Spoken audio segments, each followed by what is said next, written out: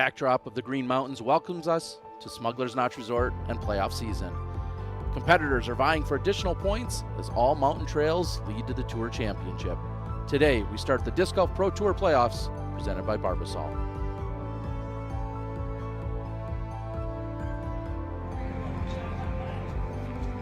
Everyone's favorite place as we're watching some arrivals.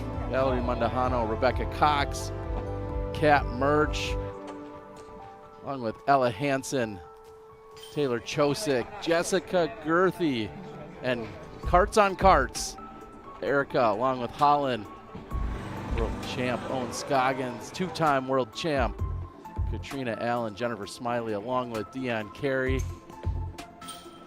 Cadence Burge, who picked up a win earlier this year, and none other than one Brian Earhart and the rest of the crew. Well, welcome in, everyone. Terry Miller joined alongside four-time world champ and Hall of Famer in Val Jenkins. We're in Vermont. We talk about it all the time. This has to be one of the favorite stops for so many of our players. Yeah, and as you head into New England, you get those feelings of fall. You know that the season is coming to a close, but there's still some really great chances for players to pick up some big wins. I feel like these tournaments to end the season are very historic. There's a long timeline of great champions that have come out of these events. So you got to play well, even though it's toward the end. Well, and someone who's been champion here at this event in the past is Kristen Lott. Unfortunately, she is not going to be playing this tournament this weekend. And from what we're seeing from her Instagram posts, it's inconclusive as to when we'll see her playing competitively again, if maybe even ever. Isn't that crazy? Yeah, she said there's no conclusive, she's not making any stance that she is fully retiring, but she is taking the rest of this year off and next year as well.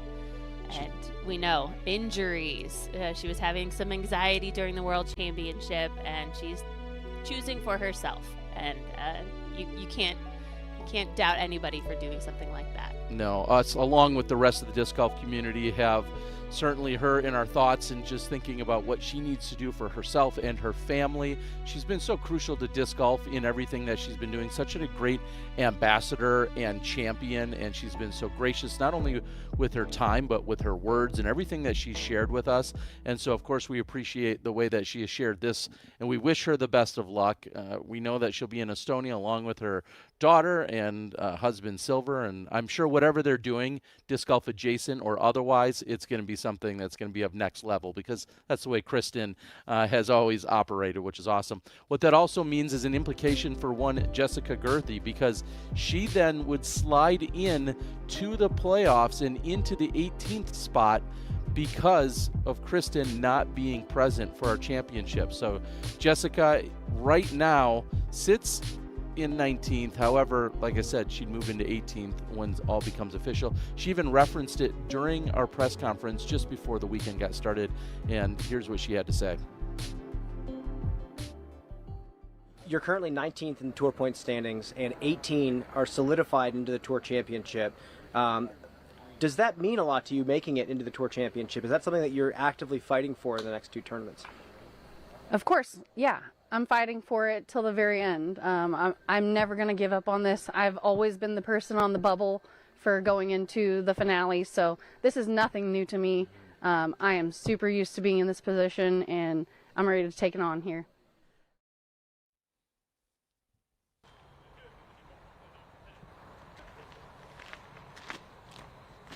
Speaking of taking it on, she takes to hole one. And we have her that she got married this year, so her name did officially change, but not on the PGA standing. So we're going to see a lot of Jessica Weese, but it is Jessica Gerthy. Yeah, she's addressed that she wants to be known as Jessica Gerthy. We're blessed to have one Brian Earhart. He's out on the ground. He'll be with us all weekend, and we got a chance to catch up with him. Brian, good to see you. Good morning. Hope you're enjoying your time out in Vermont. I've got to lead with what's the chatter been amongst the players in terms of being out in Vermont and being here at the playoffs? I think it's a little mix of both, and it seems to be like that every year. First off, when you come to Vermont, you come to a completely different place in the United States. It feels different, especially this Jeffersonville, Stowe area. Everything is a mom and pop shop. It feels like a village here. There's green all around. The colors on the leaves are starting to change. It's just a beautiful, inspiring place to come play. It's also at the end of the season, so some players are finding that second wind, and some players, you can tell, they're tired. It's been a long season for them, going overseas, coming back. For the Europeans, they've done it twice, sometimes 3 times. So it's bittersweet, but this weekend, weather's perfect. Courses are playing phenomenal. Universally, these changes that have been made out here at Brewster and Fox seem to be very well received. And Brian, we know that the world was taken by storm when we heard the huge news of Kristen not playing the rest of the season and then not playing next year. What are the players talking about? How are other players, taking her Instagram post, and what do they feel about Kristen?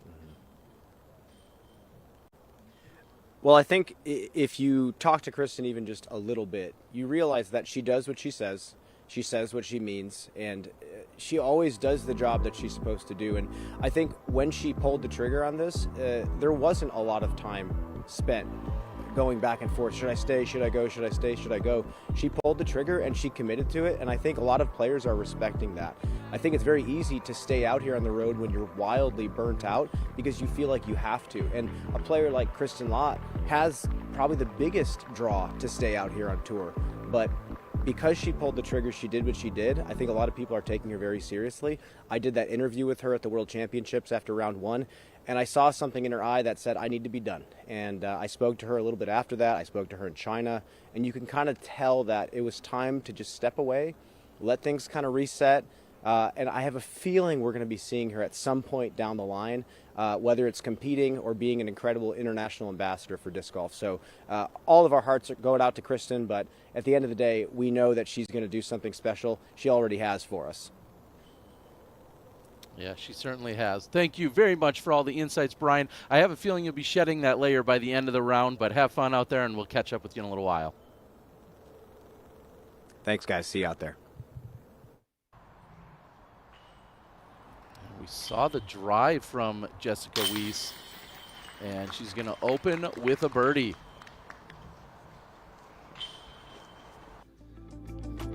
Jessica Weese off to a great start. See you when we return.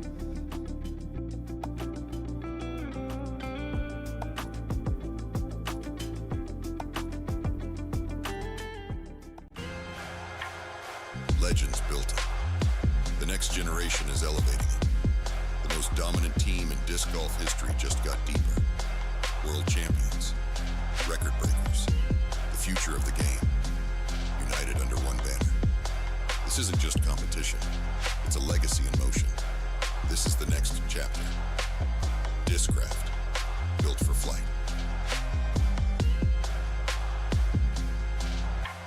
You're looking at a work of art. No, it's not the Mona Lisa. But this beautiful can costs a lot less and looks magnificent in your bathroom. And Mona Lisa can't give you a smooth, close shave. Barbasol. It's a can of can-do. Feeling great starts with a great shave, and a great shave starts with Barbasol. The American original, Barbasol delivers a great shave for half the price of gels. Better yet, Barbasol has a formula for everyone. Why pay more for a great shave?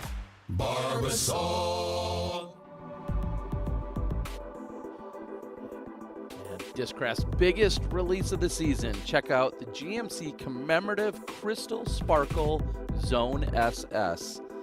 Special limited release and a performance-ready workhorse available now exclusively at the Disc Golf Pro Tour Pro Shop.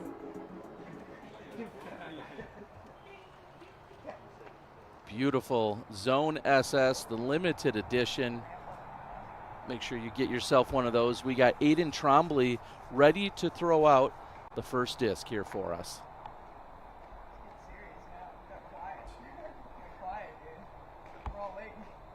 All right, let's wait to London. I'll welcome everyone in to the opening round of the 11th annual Green Mountain Championship, the first of 2 playoff events that cap off this 2025 season. Give shout outs to our sponsors, Discraft and Barbasol, and of course, our hosts here at Smugglers Notch Resort.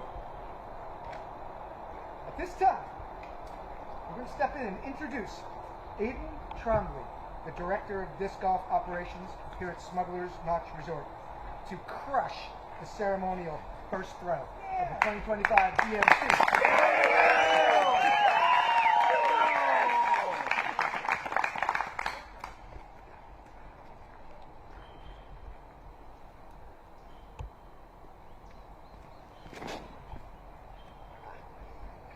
Crushing! I call that fair. You can fire from there. Excellent. Back to reality. This is our 9-10 starting card on the Leafy Ridge court today. Stepping into the box first, from Seattle, Washington, let's give a warm welcome to Ella Hansen.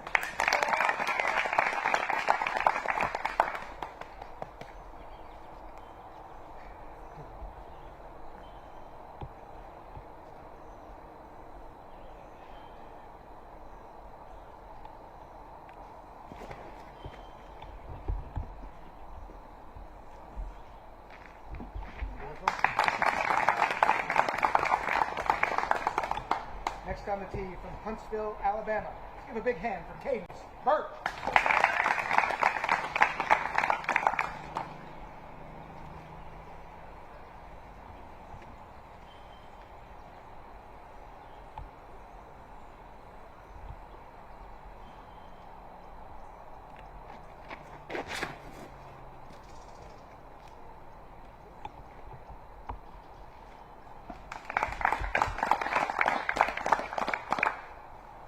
On the tee from San Antonio, Texas, it's Valerie Mondahano.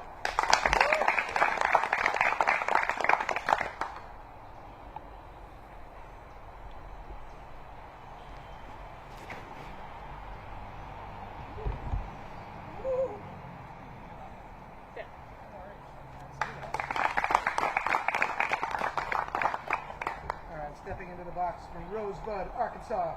Let's put our hands together for Kat Murch.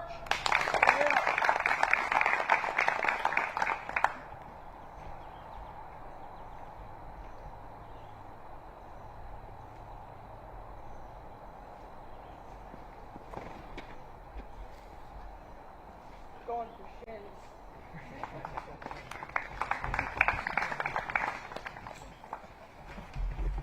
That's our group is off. We've got Brian Earhart walking and talking with none other than Jeff Spring. Take it away, Brian.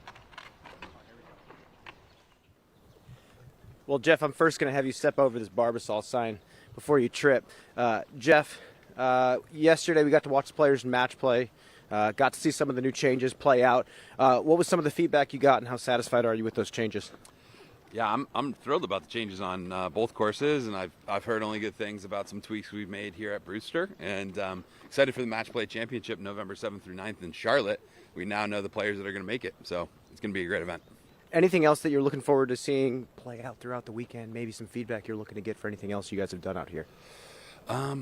Just looking forward to the new playoff format. 8 players from MPO and 4 from FPO will advance based on their performance here to MVP, and then in MVP, we're putting 4 into the Tour Championship. So, new format for the playoffs is going to be a little bit more exciting around that cut line. So, looking forward to see how that plays out. But a lot of good feedback, a lot of good weather about looking forward to the event as a whole. Thanks, Jeff. I'll send it back to you guys.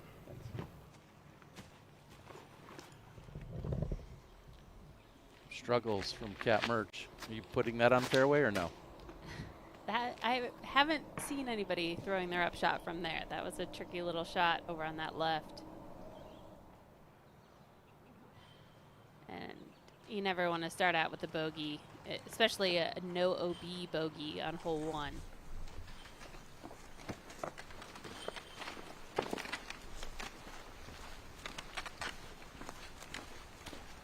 This is going to be a really fun card to watch. I feel like all these players have great potential. They've done really well this season, and this is a really great opportunity. This is a big tournament. This is a great way to cap off a season.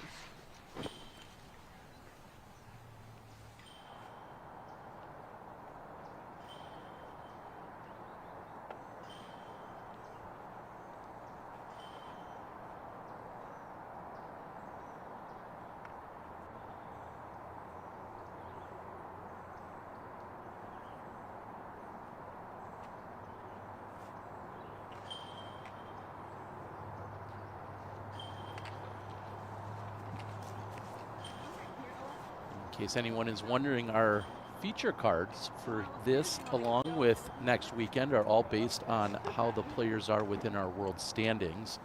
And so the top 8 players essentially are the ones that we'll see. And then that's also indicated by up on the top bug there next to Valerie's name at the moment. You see that little number that is her indicating her world standings, as she's just left and short on the jumper. I know that's not how it always shakes out for featured cards, especially to start a tournament. So these are the best of the best at the top. Yeah, you're getting the top 8 featured both today and next Thursday when we kick off the MVP Open.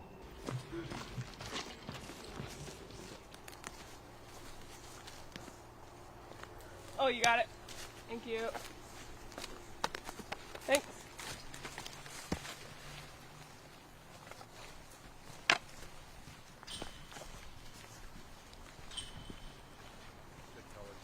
Yeah. Oh.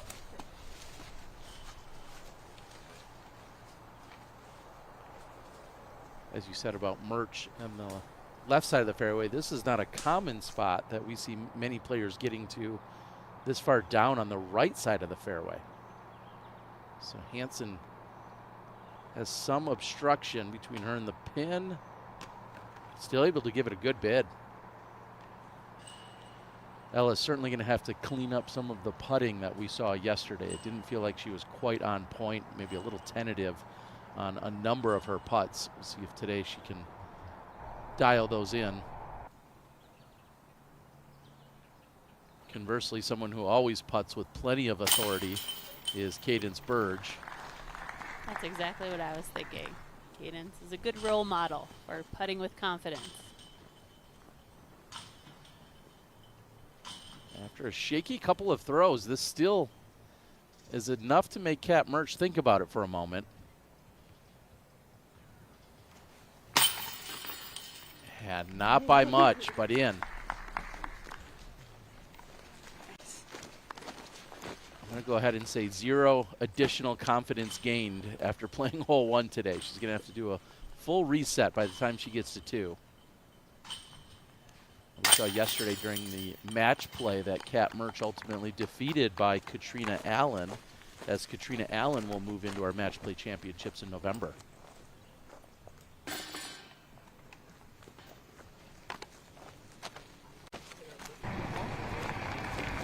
And big money Missy ready to go at Smugglers Notch when we return.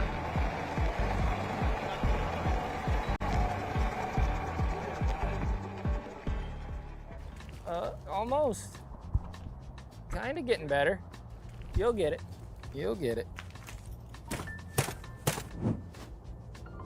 Dang, she over your par.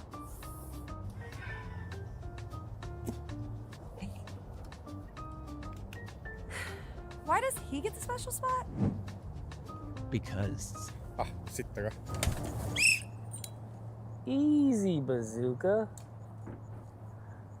This isn't just a bag, it's the MVPX1. I designed it with Discraft and Grippy Q to be the most advanced disc golf backpack ever made. It's packed with the features I need and built to perform at the highest level. And now it's here in a bold new purple colorway. The MVPX1, the future of disc golf on your back.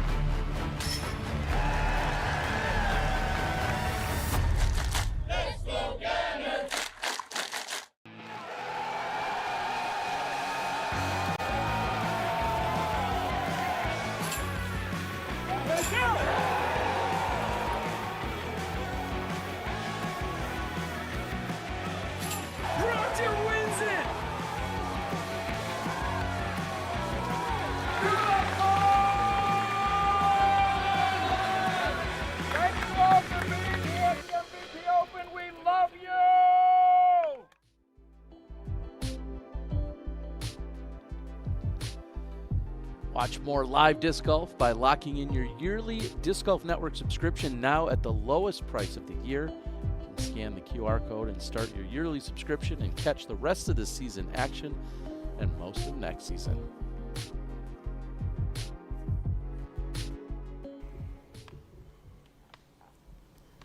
Weese with her third shot on hole 2. Just beyond the second circle. So she's out in the fairway. Looks like she should be able to secure a par. Hansen, tee it 2. Yes, until 2.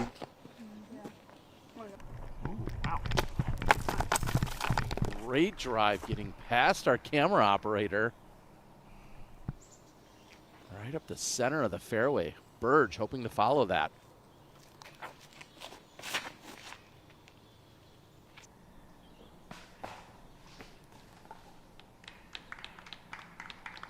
I love players keeping it low on this particular tee shot, using a little bit of the ground play to help move it forward.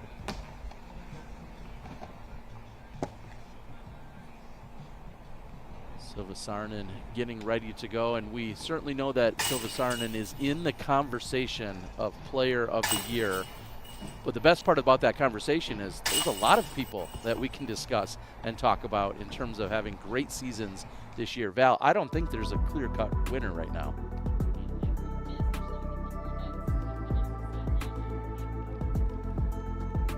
Silva is definitely a front runner by a slim margin at this point. You look at her overall average finish, and Silva has been just playing phenomenally this season. But Holland Hanley, she leads in the DGPT wins category. Getting used to hoisting that trophy. Yeah, and so consistent that we've seen from her. Of course, Missy Gannon with the 1 major and the 2 Disc Golf Pro Tour wins. And she's a multiple Player of the Year winner in the past. So Missy Gannon doing, well, big money Missy things. Owen Scoggins, what a season for her as a Masters eligible player, wins Masters Worlds, but then, of course, wins Open Worlds in Finland, and then has an additional Disc Golf Pro Tour win. So these next couple of weeks will certainly help sway us one way or another with a couple of really big events to take place this weekend, along with next weekend. Pro Tour Championships will be in your mind, but when you're looking at what we've seen this season, we are blessed as fans and as media, but we are blessed as fans to be watching this high-level golf. Absolutely. And it's amazing to see these 5 faces, 5 players with different skill sets, different ways they attack the course, able to really step up this year and continue to raise the bar for women's disc golf. Exactly, yeah. I know. And we get to the Sunday. Yeah. Might be the most super straight. Yep. But then these ones, I need like the Ezra, the air holes, and the ABs to try to do. They'd probably fall in love with it. I'm thinking. You're a strong young pup. I'm thinking. Trying to plug it. Trying to get them to do it. Yeah, there's already crazy up there. But I noticed in some places it's already going crazy. Hey. Just a few minutes before our final card tees off. Back with Cadence. Fairway of 2, just a standstill. That's going to come up just short of circle 2, but it's going to be a wide open putt. Weese on 3.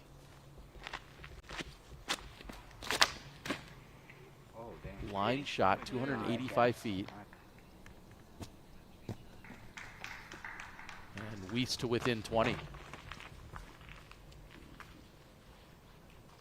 Win to get in. And Yeah. A lot of close times. I didn't really realize it, but like my match kind of determined the other match, or who went from the other. Final moments before tee off of our feature card. Those days are like, I'm out there to do interviews and then I'm done. Yeah. Which I was playing. Even already.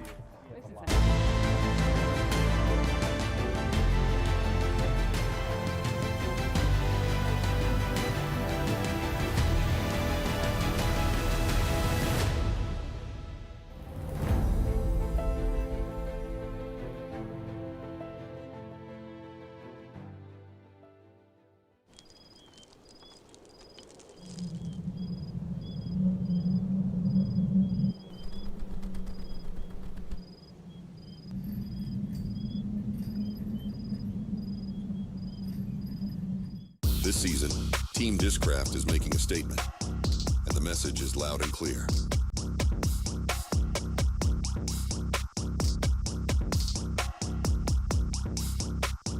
Discraft, built for flight.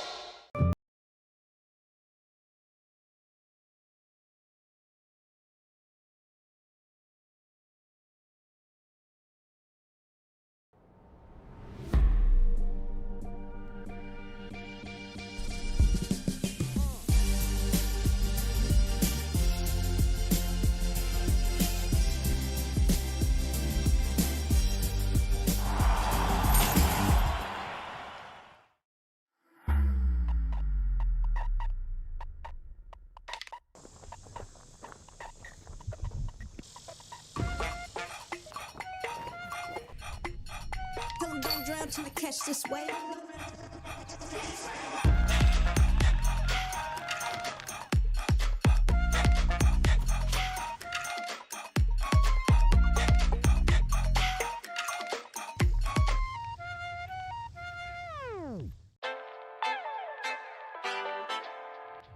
What's going on, guys? Hold My Bag just launched the greatest disc golf fantasy game in the universe. Hold My Bag just dropped the best fantasy disc golf game the planet has ever seen. I want to tell you guys about the newest disc golf fantasy game on the market. One of my favorite parts is the Hold My Bag. This is something that we started doing, and it's actually a lot of fun.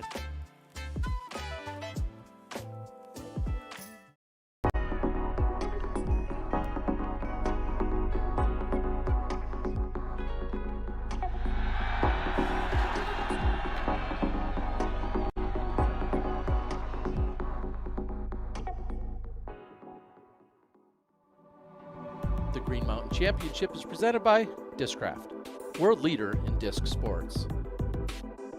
Smugglers Notch Resort, America's family resort. Martell's at the Red Fox, well-crafted food, locally brewed Vermont beer, and live music. Fiddlehead Brewing Company is the official craft beer of the Disc Golf Pro Tour playoffs, brewing approachable, multi-dimensional beers.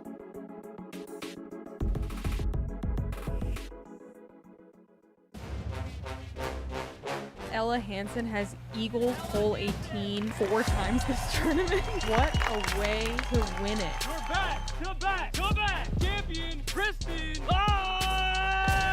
Your Open at Austin champion, Colin Hanley. Congratulations to Chris to be your 3rd time Music City Open champion. Congrats to Colin Hanley for picking another victory this year. Gotta give it to Missy Gannon, though. I mean, she played strong the whole tournament. Her putting has been unbelievable. Missy really doing something impressive She today. just went 10 down. This course record will hold for a very long time. Colin Hanley. Way to go. Pro 4 points leader picks up a win. Great way to end the West Coast. Big cheer. smile. Yes. And Silva with the win of the 2025 Preserve. Very special. Big congrats to Evelina Salonen. Her first USWDPC title.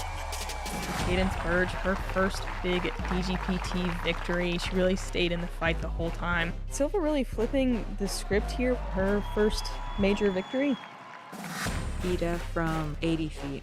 Oh, she fluffed it. Tom Scoggins, a Masters World Champion and FPO World Champion in the same year. Valerie from just outside the circle for the win. Yeah! Give it to her! Tom Scoggins. She's a machine. Back-to-back Idlewild champ. The repeat here is incredible. A huge congratulations to your D-Glow champion, Missy Gannon.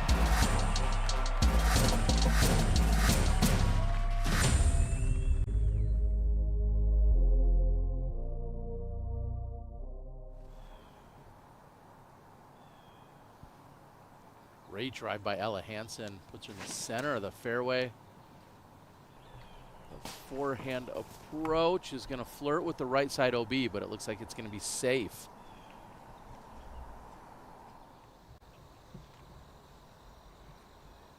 Jessica Weese looking for her 2nd birdie of the round. Not a problem. Jessica riding a little momentum after picking up a win last weekend. She's got New England's Pickle out there on the bag as well. Good friend. I'm going to look at what what we're seeing for some early scores. Lisa Fakis, 5 under through 16. Anale Tugas Monaste out of Estonia representing. She's at 3 under. Good morning and welcome everyone to the opening round of the 11th annual Green Mountain Championship hosted here at Smugglers Notch Resort. This is the first of the 2 playoff events that cap off our season, leading to the DGPT Finals. I'd like to thank our sponsors Discraft and Barbasol for making it all possible here. We're contesting today the first of 2 rounds on the Brewster Ridge course. This is our feature card. 9:30 start. Joining us first in the tee, from Grapevine, Texas, let's welcome Holland Handley.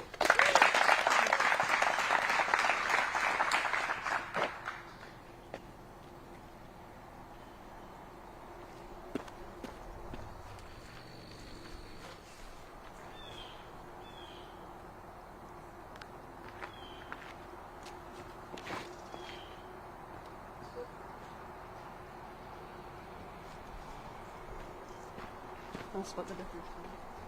Next in the box, joining us from Los Angeles, California, she is the current world champion of disc golf. Let's make some noise for Owen Scoggins.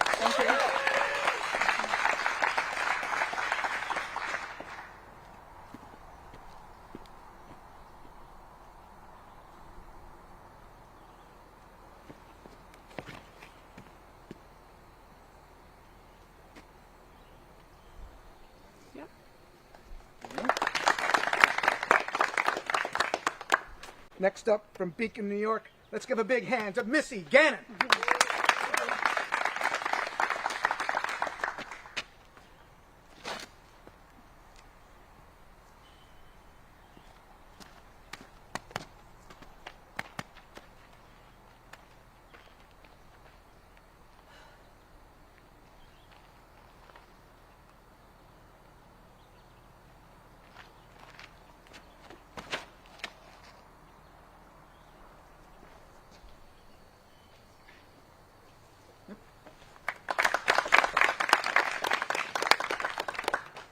And stepping in from Ahti, Finland, let's welcome Silva Saarinen.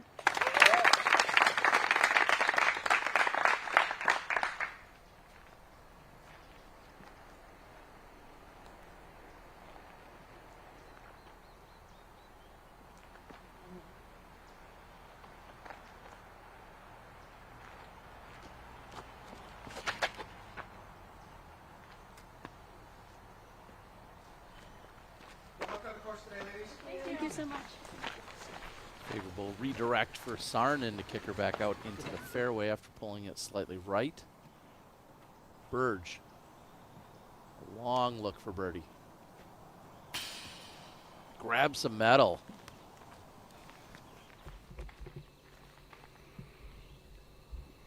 Girthy, Tia 4.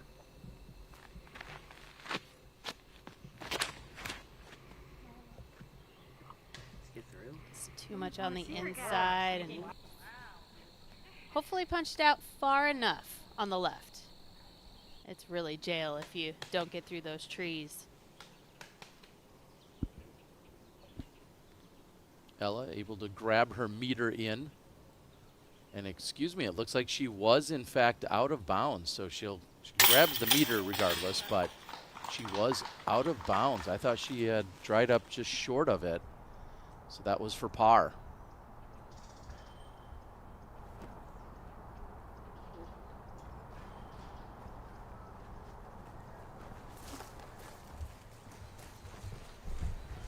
Enough to think about on the par putt there for Hanley.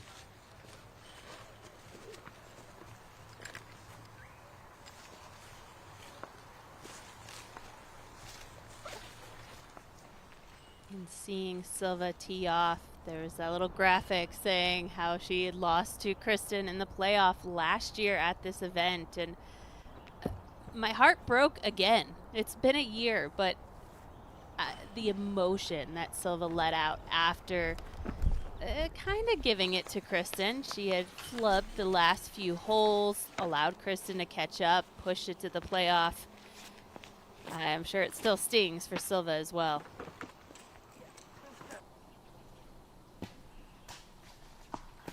And Cat Merch dialed in on the tee of 3. It's going to be a bullseye hit. Girthy did find the opening as you were calling for, Val, and she's going with a standstill backhand. And that's going to roll out into an open look.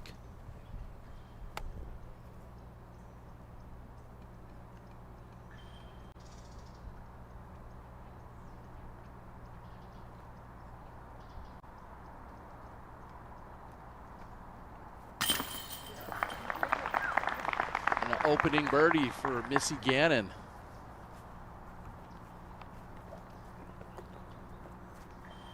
I love the introduction for Owen on the tee of 1.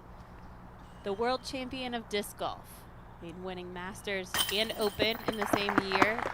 You are the world champion of disc golf. You've won everything you could in the world champion category.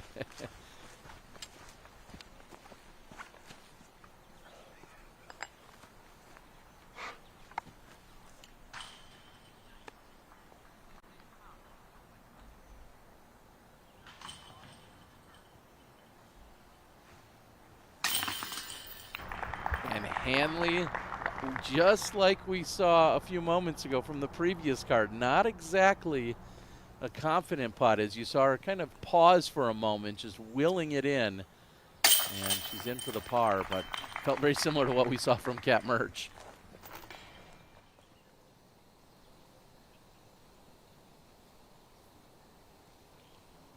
Ella Hansen for birdie, and she's going to be short. Another tentative putt from just inside the circle. That was about 28 feet. Burge, 26 or 27 feet, and she too comes up short.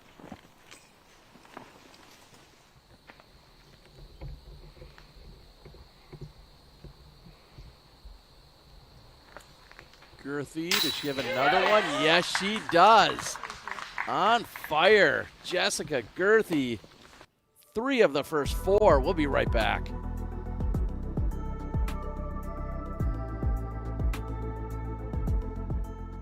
Let's send these boys back to the lobby. Get on. Oh, Grandma's got a hot kettle for that teabag. How did you get so much energy from a candy? One Shot is no ordinary candy. It only has 4 grams of sugar, and the nootropics help prevent jitters and crash. Grandma, do you think I could try one of those One Shot energy chews? Oh, sure, honey. But if you come for the queen, you better come correct, Sprout. I'm the OG. Got it? Got it. Level up your energy with One Shot. Grab yours at oneshotenergy.com today. Hello, we're Kenna. We're a Dutch growing company. We love plants and we want to tell you some cool things about them. Just like humans, plants can communicate. They can sense when another plant is close. Plants look out for each other too. They warn neighbors about nearby threats by secreting substances. And studies have shown that plants love a good tune. We love and understand plants. Let our passion excite you too.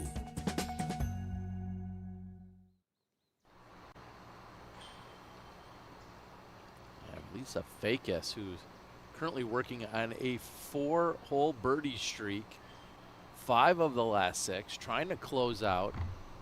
She's on the tee of 18.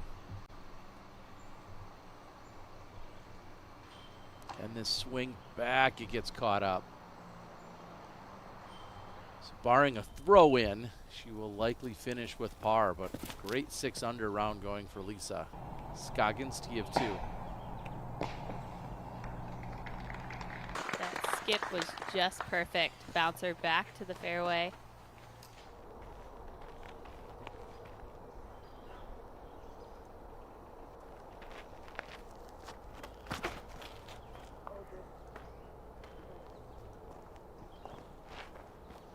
A little too far for Missy. She would rather be about 20, 25 feet shorter than that to allow herself some more room to get around the corner.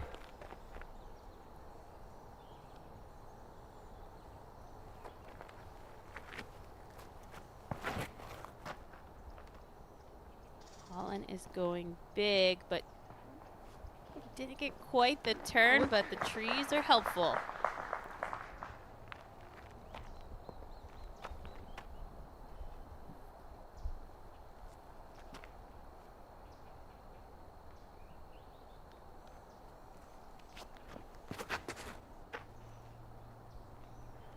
The OB line on the right side. Should be safe. It's tricky to know when the OB is inside that rock wall or up at the top of the rock wall. I feel like it changes on any given hole. These are the natural landscape of this course, and on a lot of courses that we see in New England, it's tough to mark that OB using a rock wall. Ooh, inside route. Girthy calling for the inside route. As it hits off the tree and bounces back 15 to 20 feet. Lisa making her way down the fairway of 18.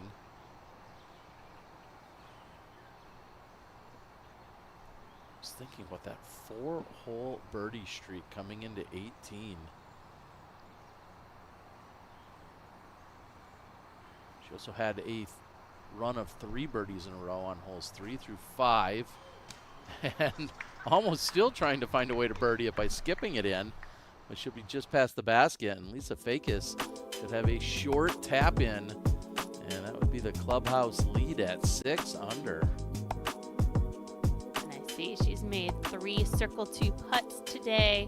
So not only do your drives have to be on point, Lisa's also saving herself with the putter, and 6 under is a great score on this course. Out of position, Missy is just having to pitch around the corner. And we did catch a glimpse of what's available out there. Missy was actually on the bag yesterday, so she got to see other players play. But Holland, she was the star of all the groups we saw in match play. She actually didn't finish the round, but by the time she ended up stopping, she was 8 under.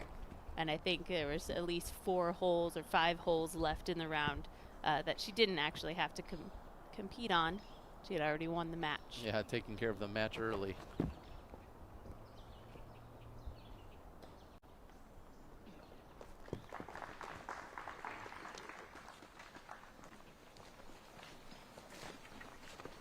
Approach by Scoggins comes up short. She'll have a look.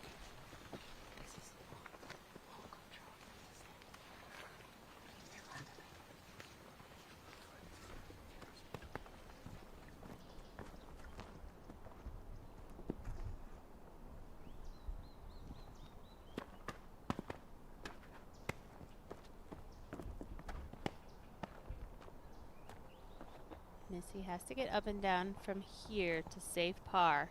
Again, there's that rock wall on the right. Sneaks up quickly on the right side.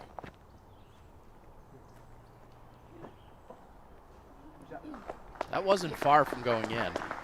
She almost threw it in from way back.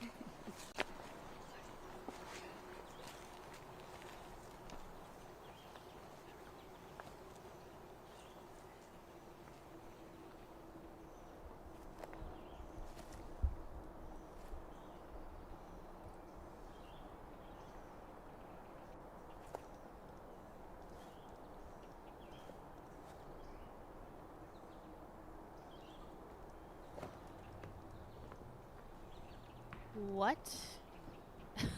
That route. There's a line in there somewhere. Yeah, but I would say few would dare to risk it. And Silva is one of those players that has the perfect throw to throw a very narrow window like that.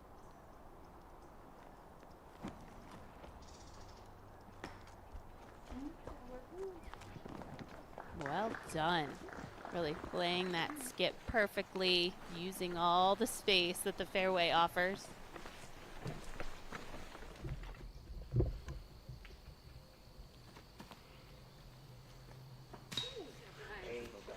Online. Tough to see.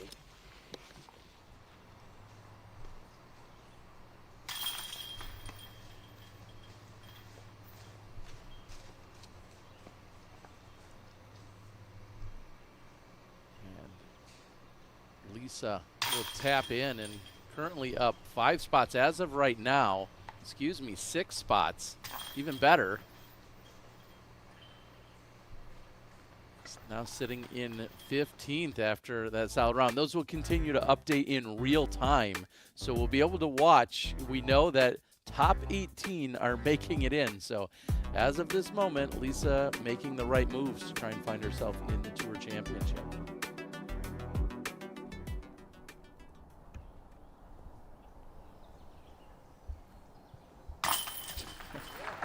Very creative birdie that ultimately Silva Saarinen will walk away with. I don't think that's what she had drafted up in her caddy book, but still going to be a 3 on the scorecard, and you're going to love it.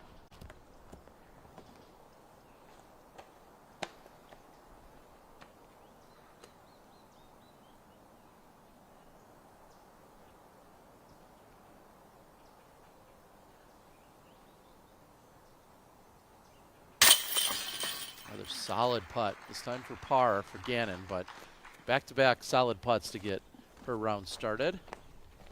She'll remain 1 under.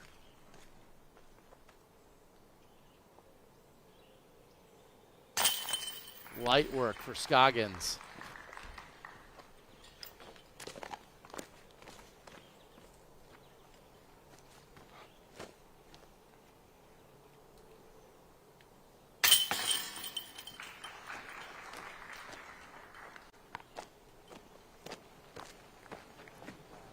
Birdie for Holland Hanley. Short walk over to the 3rd. What are we looking at here, Val? Well, this is a blind tee shot here. Players are trying to pick out a tree that they want to aim for, whether they're throwing backhand or forehand. But once you crest over this hill, speed is a concern. You want to make sure that you're penetrating forward and not throwing it too high. So literally aiming for the tree, but aiming for what branches you're trying to hit, because you know that once the disc crests the hill, it's going to start to lose some speed. You want to land over here on this right side so that you have a more of a flat backdrop. Over here on the left, you're going to be facing that downhill slope, and you can see players getting a little bit worried about the rollaways, and that's not something you want to think about when you're putting on a basket like this. Big thanks to our friends at Zenny, which is eyewear for everyone, and you can use the code DGPT to receive 10% off your order. Let's go over there with Zenny.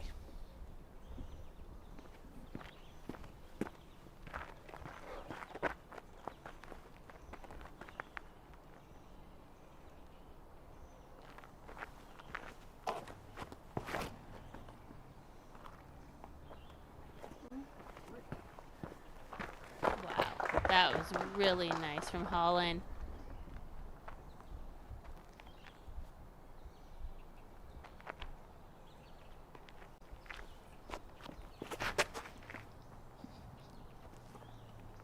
With this hole being under 300 feet, it's deceiving, I think, for the players. They see the 285. It seems like a really short hole, and you could see players easing up on it, throwing nose up because you're heading uphill, and so some players end up short. You really need to punch this one and make sure you're getting the distance.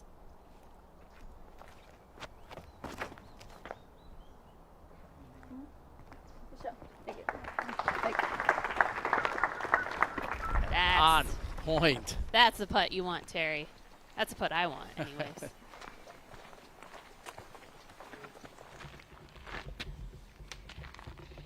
Jessica Gerthy keep it rolling. She's on the tee of 6.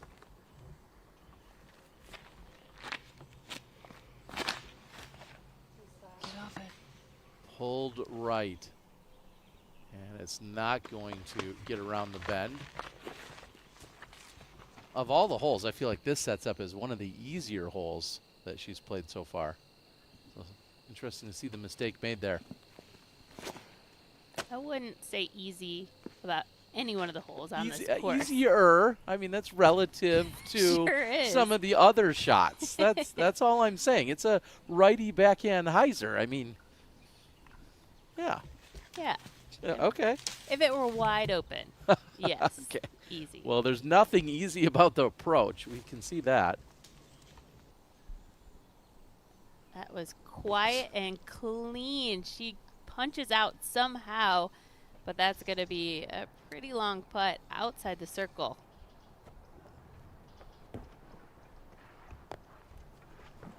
Just the fact that Owen was going for the putt there. That's wild. But is it? For Owen? It's easy. You said Owen, right?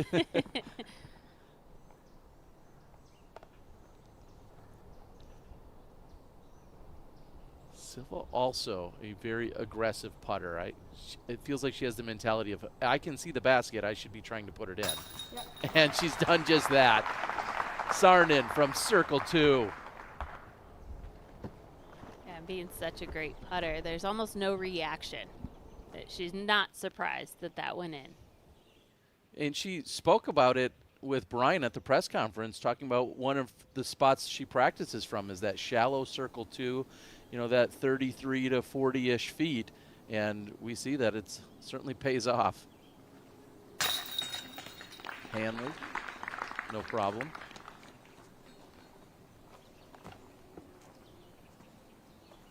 Two of our best putters in the field also wear glasses. Now I'm wondering if that's magnifying how big the basket actually looks. Are they seeing something different than the rest of us? I mean, they're getting them at Zenny, right? And getting 10% off using code DGPT.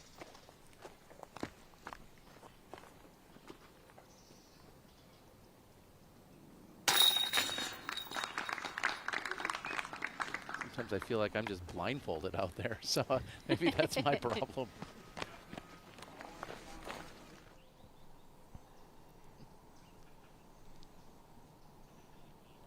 Erica Stinchcombe has a long par look.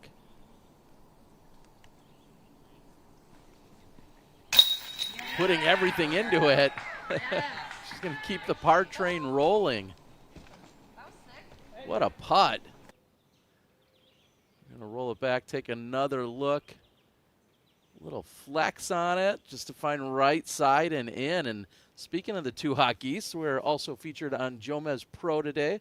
Hope you're enjoying the action for this first round on the JomezPro channel. We invite you to join us on the Disc Golf Network app for the rest of the weekend. All post-production coverage will drop as scheduled, as it does every day next day. So that will maintain throughout the weekend. But if you're here on the channel, welcome in. We're not the 2 hot geese. No, far from it. Yes, Ella Hansen converts. First birdie of the round. Very solid putt for Ella. That should hopefully get the confidence building for her. She had to hit this tunnel. There's that small tree on the left to make sure that you're flipping your disc up flat as you release.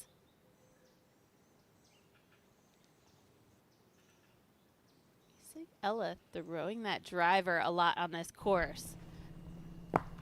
You can really get a rhythm out here if you're throwing those same shots, feeling comfortable in the discs you're throwing to find the fairway. A lot of shots are that left to right turn or that sidearm flight.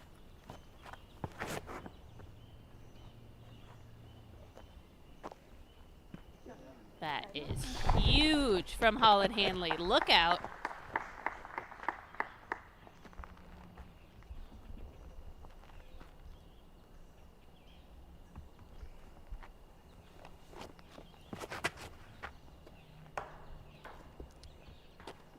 Terrible kick.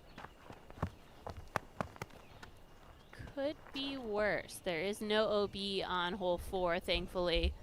Well, I don't know. Maybe you do want that relief to get back into the fairway. She is deep on the right.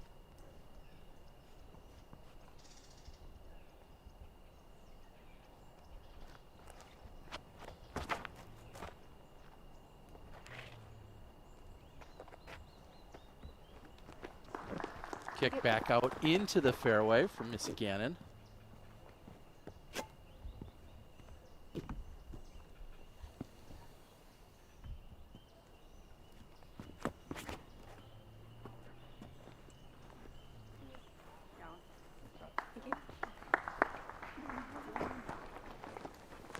left side, but still good look for Owen Scoggins.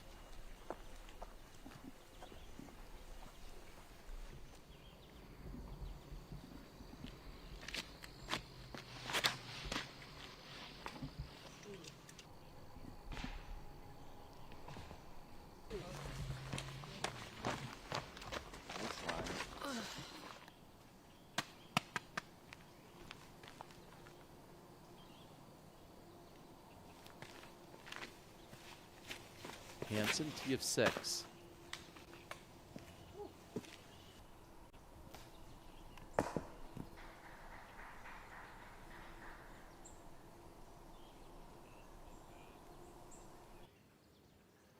taking another look. This is our Barbasol close shave replay.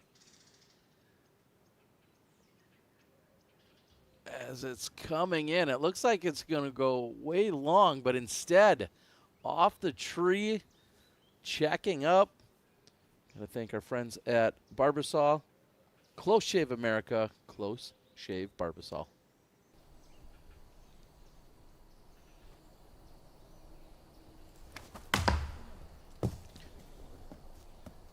Although Silva fortunate to have that open window and that gap, she knows how much angle she has to put on the disc and held on to it a little bit too long, and now she's in a much more difficult spot. Get some good distance. That's going to be a long putt from there.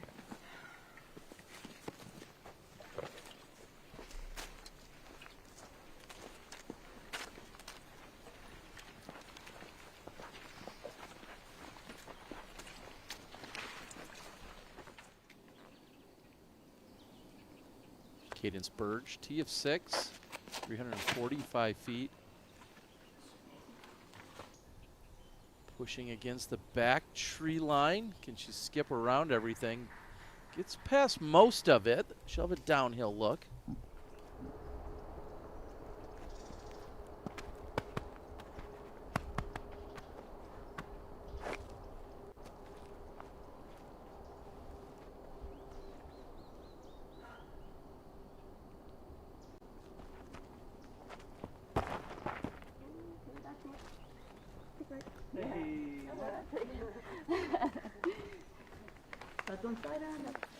That'll certainly work.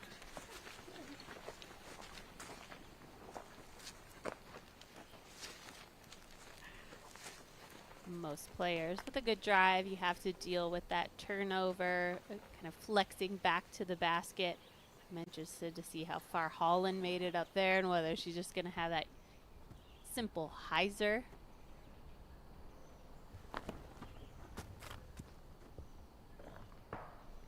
What? What a bad kick. Sorry, it's a pipe.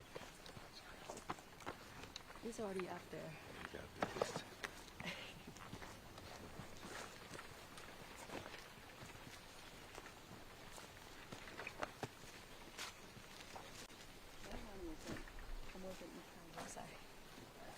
Wow, and they're still walking. Holland gets up to her disc but backs off. Might be Silva up next.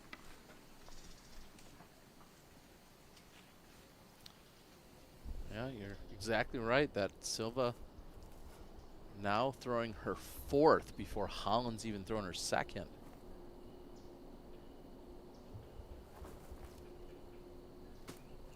Gets up over the ridge and not quite into circle 2, but she has a little left on it, and you see by the release of maybe the long breath that Silva ready to be done with hole number 4.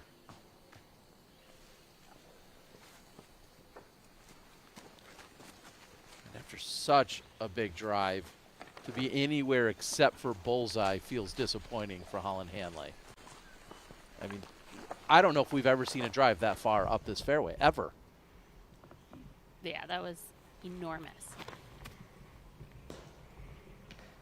Going.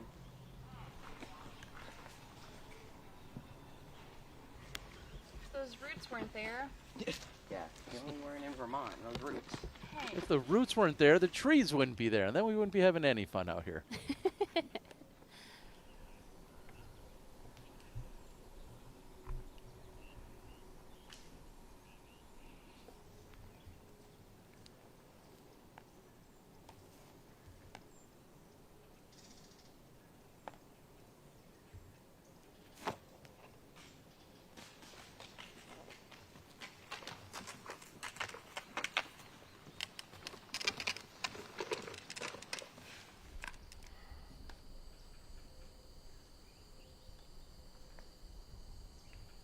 Silva for bogey.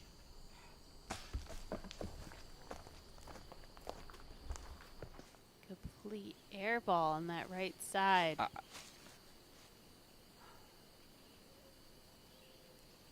see Gannon for birdie.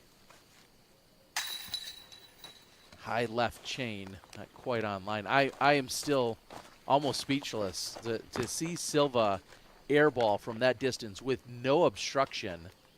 She is fully on tilt on hole number 4, which is just something we're not used to ever seeing. As Scoggins has no problem collecting the birdie.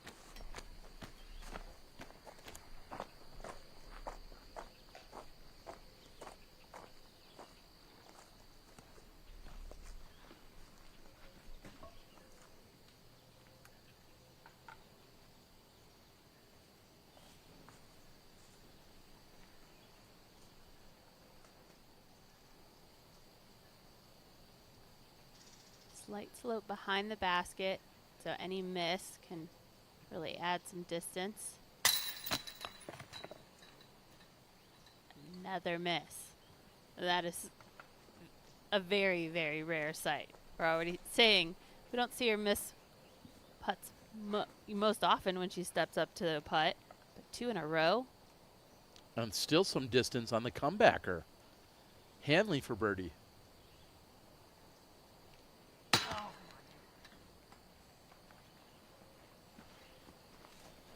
That's about as bad of a par as you could possibly take. And I don't mean to be brutal, but that's when she's going to be thinking about. It might be a day or two from now, and she could be thinking, how did I par after that drive? And Silva steps up and quickly brings it home, but some big struggles for Saarinen. And a disappointment for sure coming out of Holland Hanley.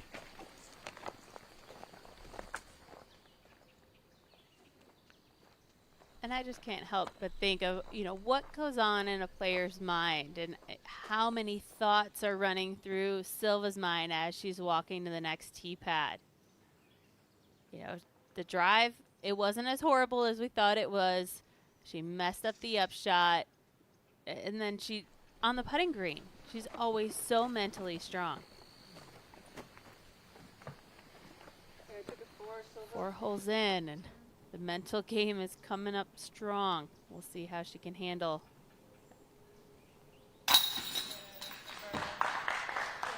Back-to-back birdies for Hansen.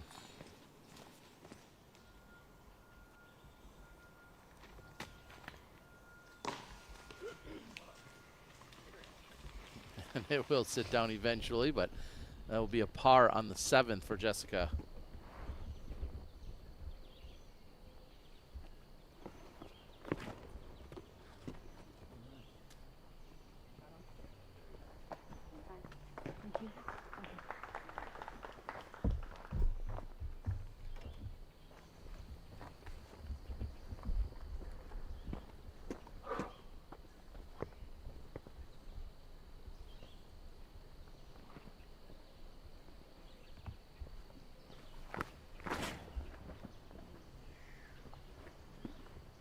Needs the skip down to the basket.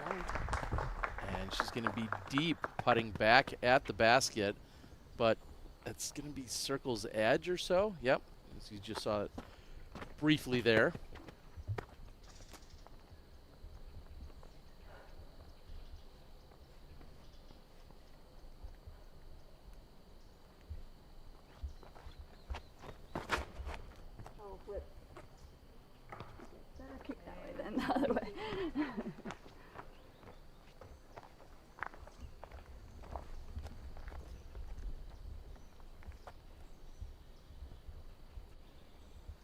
Like the forehand is such an advantage to have on 5. As long as you throw it flat, you're going to let the ground and the skip do the work, as opposed to the turnover, which we see plenty of good shots, but more common to land up top and have the downhill putt. We'll see if Silva Saarinen can bounce back when we return.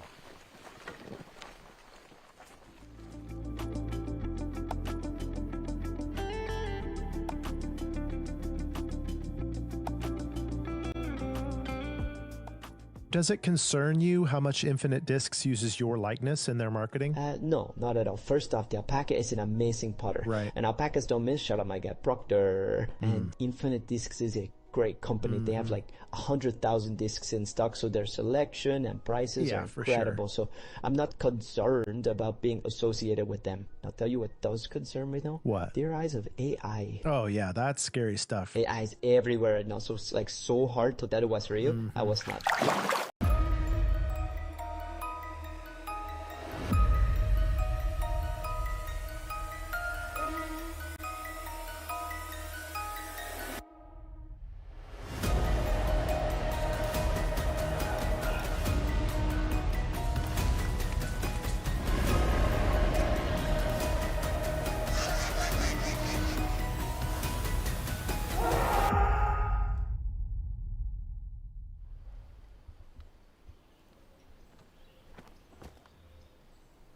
Again, and trying to find a lane, and underneath the basket will secure her par.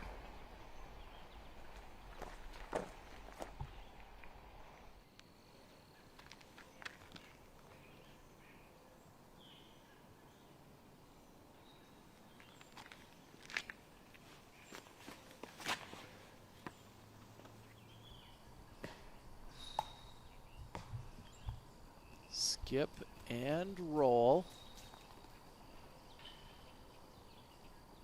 I think that would be a net positive in terms of that roll, trying to give her more space. Anytime you see that tee pad on the bottom right there, that's a good sign. And Saarinen, what a bounce back. After the putting struggles on the previous hole, comes back and hits that one downhill, picks up the birdie on the 5th.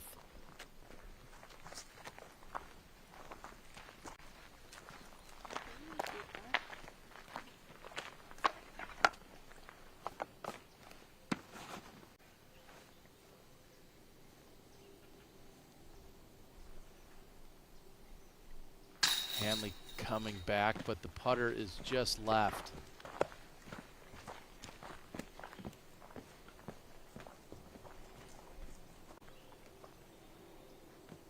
So back-to-back missed opportunities by Hanley.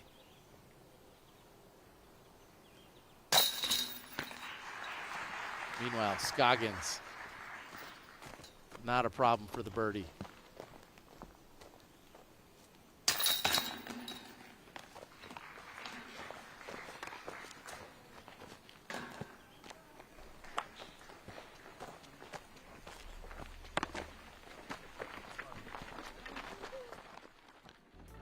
Moments ago, I asked if she'd bounce back. There's your answer. Silva Saarinen on 5.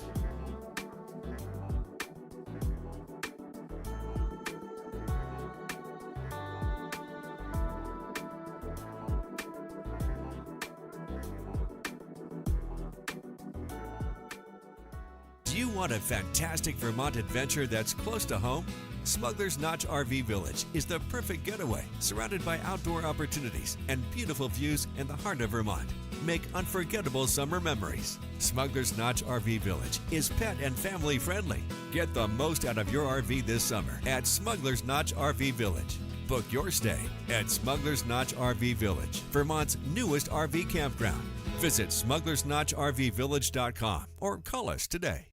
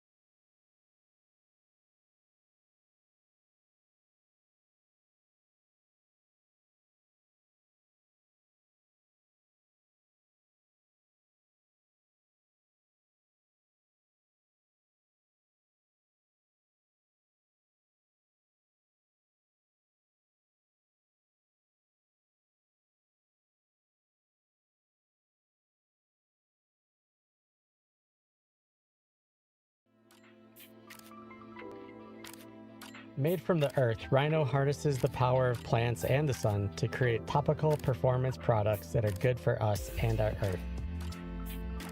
Formulated by a pharmacist and built by a chef, Rhino's unique line of products helps adventurers perform better and enhance recovery.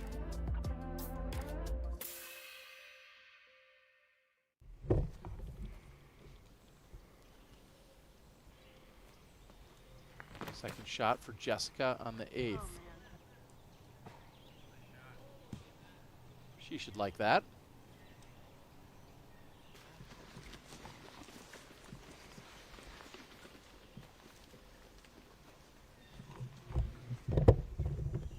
Currently Jessica fallen a single spot to 20th.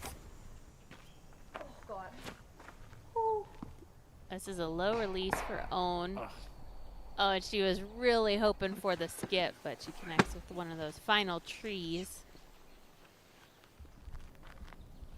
Owen is just so sneaky, sitting at 4 under through 5 holes. Potential to get the birdie again here as Silva goes long of ideal.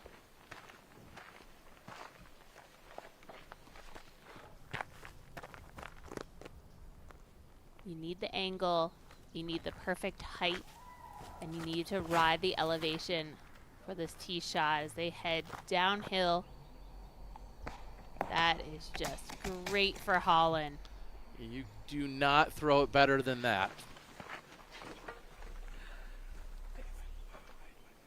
These last 2 holes hopefully put a little fire behind Holland, knowing the missed opportunity she had. Great to see her step up and just pure this shot. Missy saw the line, and even better. Missy says, hold my money clip. I've got this to throw. What a shot. In fact, our one shot coming from Missy Gannon. Just seeing the height, the angle. She just wants to burn that into her memory for tomorrow. And you can use code DGPT for 25% off your order at oneshotenergy.com. You have Focus Chews, Voice Drops, and Energy Chews, all at oneshotenergy.com.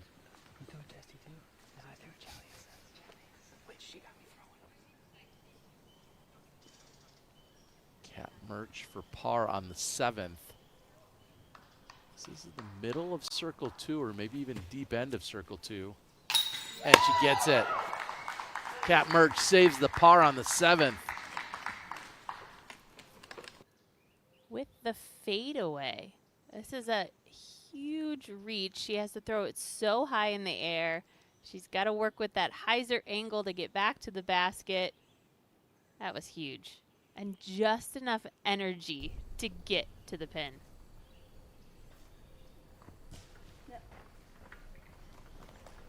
We saw the rough start by Merch way back on hole 1, and we'll see. Looks like things maybe are trending in a different direction here mentally for her. Great save. Hansen doesn't even give it a chance.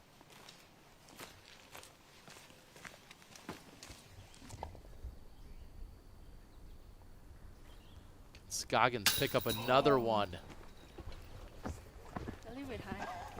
It had the power. Tracking to the basket from the middle of circle 2. She needed it to sit down. High chains and out, but gave it a good bid.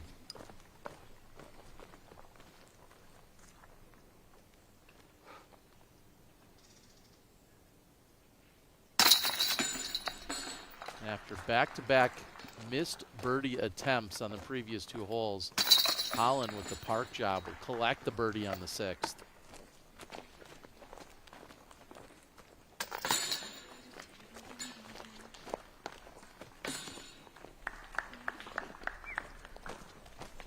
No putting required for Gannon.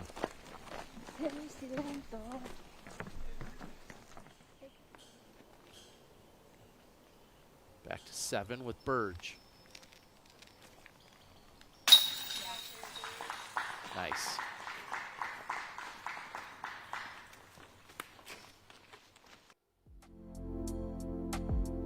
looking at for the 7th, Val? Well, hole 7, you can see that there's again a road that the players can follow here. I like that landing at that far back end of this fairway, but we do see a lot of players cutting the corner, trying to get on the inside to make this hole seem shorter. They're trying to get way up here where that landing zone is more over straight. And then you have this up the gut shot. Once you do hit that perfect landing zone, there's a shorter tee pad right there. I feel like that's an ideal spot, but it is the most wide open. You're gonna have so much space if you do play that layup, whereas over on that short inside route, you could end up butted against a tree with no approach to the pin. There's so many more trees on that left side, so landing that second shot around here is gonna give you an open putt to the pin if you're going for the birdie. And you should always be going for the birdie. We've seen some hot scores out here today, so give yourself the best opportunity. I love your game plan. Just go for birdies, Terry. Dang it. I knew I'd been doing something wrong. That's what I say here in the booth, but when I was playing, it's just keep punching forward. Find the fairway. And let the birdies come.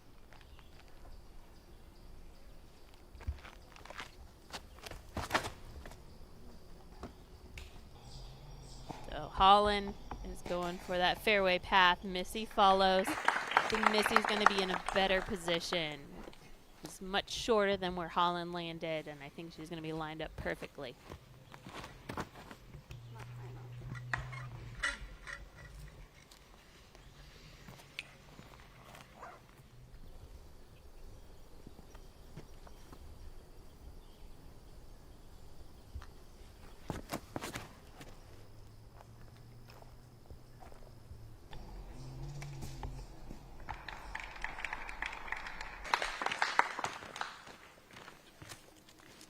Owen really can't get, I think, all the way to that longer landing zone, and you're going to see her take more of that shorter path.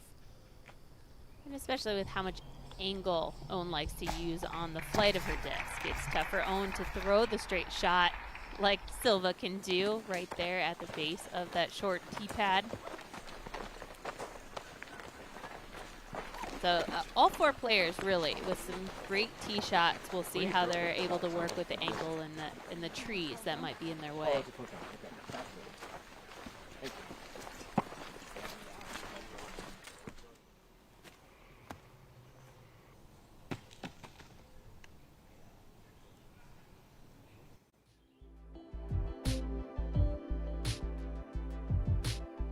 Asking for a bold prediction here, Val. Is 6 going to be leading? Is it going to be on the lead card? What are you thinking right now? I don't think it's going to be the best score that we see all day, as we see Owen already creeping up close, just 6 holes in. But I do think it's going to be one of the top scores. It's a really solid round. Lisa kept it to just 2 bogeys on her scorecard, but she was able to string up 8 birdies. That is really well done. It is such a mentally draining course with how much you have to focus on every single shot you throw.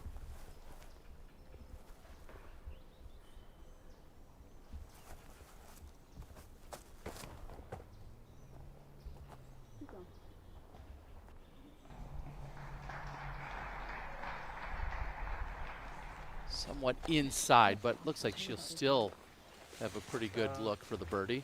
Yeah.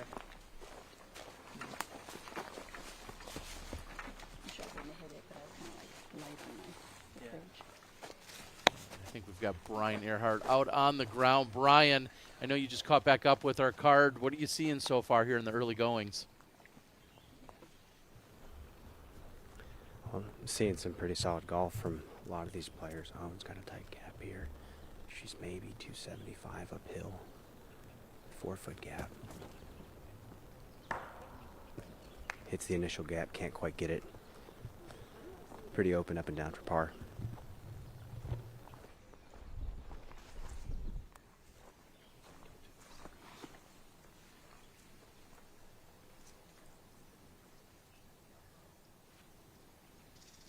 Silva, who is just behind the shortest of the tee pads that are out there on this hole. It's a pretty steep incline to get up to the pin.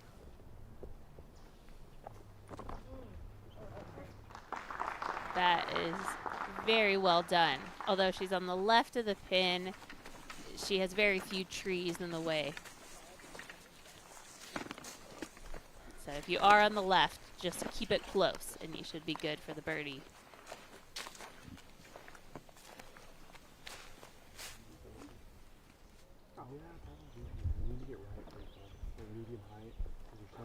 Holland is just short of going too far with the drive. You can do that. Sometimes if you punch long, you can bring the trees into play or even go into the woods, and she's just barely on the edge of that. In an ideal scenario, she would have loved to come up about 10 feet, maybe 15 feet shorter of where she did for more of the ideal landing zone. Now forehand, stand still. Okay. And great execution. She'll be inside circle one with a putt for birdie. We'll take that.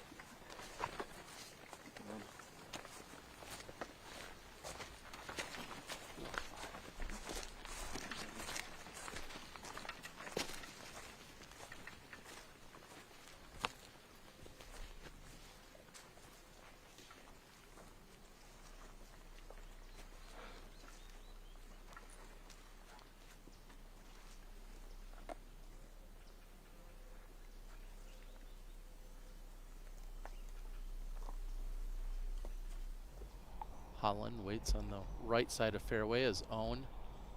Opposite side. Lining up the forehand.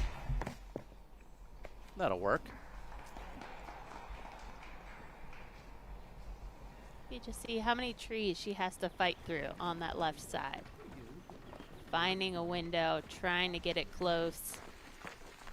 You're really just rolling the dice when you're playing the inside off of the tee, hoping to land where you can have some arm space to throw, for one thing, and giving yourself the most obvious window.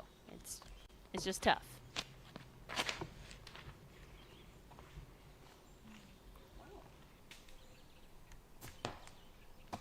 And Girthy deep of the basket. She just goes outside of the circle, so she'll have a C2 putt coming back uphill. And really, that's the ideal spot to be. I'd rather be putting slightly uphill on that green as opposed to downhill.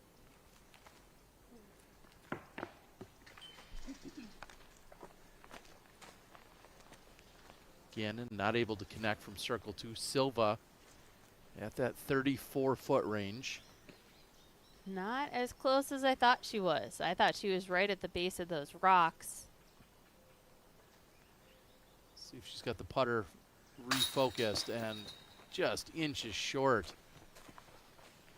She thought that was in. She did. Yeah, you saw her kind of give an extra look at the basket, like, I thought I had it.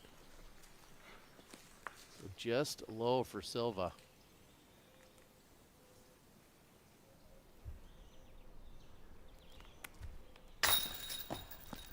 No way.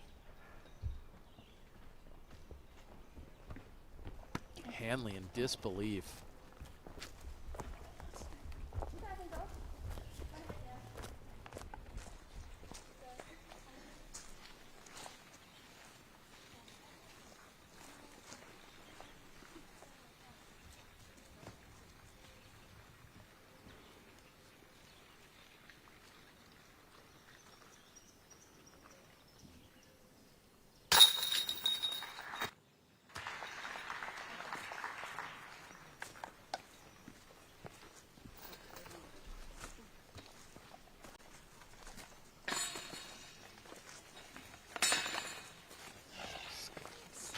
Couple of very disappointing pars, including Owen Scoggins.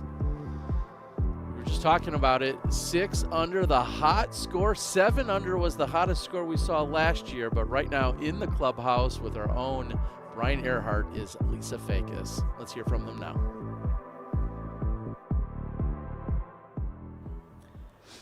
All right, joining us bright and early, first interview of the weekend. Lisa Fakis, you were on the first card out. You said you played in 2 hours and 15 minutes, and you shot a 6 under. Solid start. How you feeling about that? Yeah, I'm excited to throw down like a pace-setting score and see how the rest of the field does today. It's just one of my favorite courses, so a lot of fun. Well, there's a lot of times when tournament golf takes forever, sometimes twice as long as you guys played in today. Talk about playing that quick. I mean, you never see that. Oh, yeah, it was really fast. I mean, we really didn't playing a group of 3 and being out first, we're all fast players. And so, yeah, it was awesome out there to just keep it going. And, yeah, super fast round. I mean, not really paying attention, honestly. I'm keeping paper score, so I'm just out there playing. We'll talk about the course in general. Yeah. I know you love Brewster Ridge. You love the lines out there. How did the game actually feel out there? Oh, yeah. I'm throwing some really good beat-up, flippy stuff out there, and I just feel like I'm really in tune with my discs. So I'm able to control them pretty well, and that feels really nice. You really got to, like most courses, get off the box. Well, one last question. Any adjustments going into round 2 coming back to Brewster? Yeah, a lot of adjustments. Just like hole 1, I need to keep my hyzer. I kind of rolled my wrist a little bit and ended up on the right side. Had to save a 3 to start my round. So I just need to keep my hyzer better on hole 1. It's like a very flippy disc I'm throwing. So little like minute adjustments all around, but just kind of, for the most part, keeping it similar. Well, it's still morning time. Go enjoy the rest of your day in Vermont. It's a beautiful day. We'll see you out there. Yeah, coffee time. Let's go. It's coffee time. We'll see you out there. Thank you. Great to hear from Lisa. I was going to mention, she said, yeah, there's a lot of adjustments to make, and then she said she wants to keep it similar. So one way or another, we're going to find that middle ground for her. Rarely do you hear a leader say, yeah, I got a lot of adjustments to make, but Jessica Gerthy going to keep it rolling with the putter, though. That's her 4th birdie. Uphill putt from circle 2. It's great to see Jessica putting so well. I feel like when her game is suffering, it's because she's not able to get the putter in the basket, and it is working today from long range.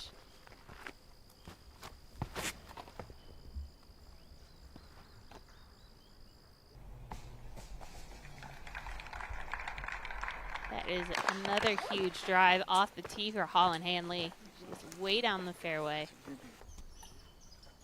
Hole 8 plays as a par 5. So any advantage to get more distance on each shot is going to pay off in the end.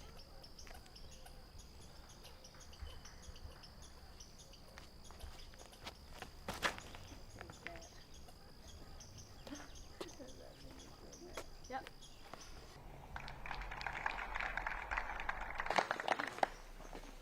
What are you guys hearing? Trying to see how it plays out. I'm still unsure of whether it's better to be on the left or the right-hand side of this fairway. It just depends on, I guess, how the player shapes their second shot or what they're most comfortable in. And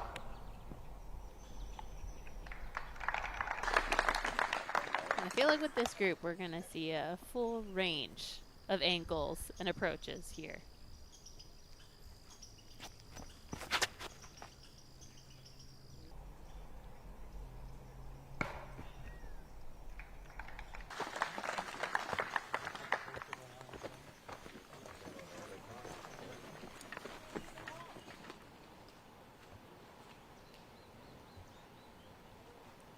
First look today at Evelina Salonen.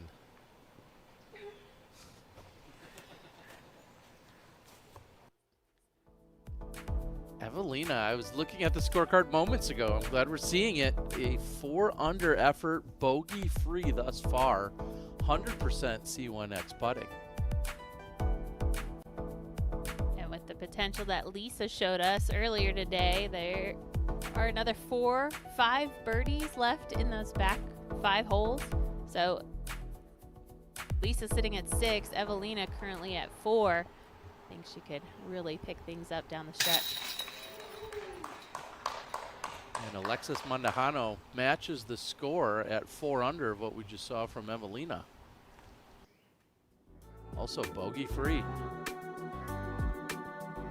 Currently in a tie for second with that 4 under. I think about most courses, and if you see a lot of pars on a scorecard, it might look like boring golf, but these players are in for a battle out on this course, and you have to fight for pars sometimes. So that's a really great score, again, to see the 4 under. This one is released too high and is pushing left. I think she's going to be happy it actually hit something and then kind of knocked it down. Otherwise, that would have kept carrying.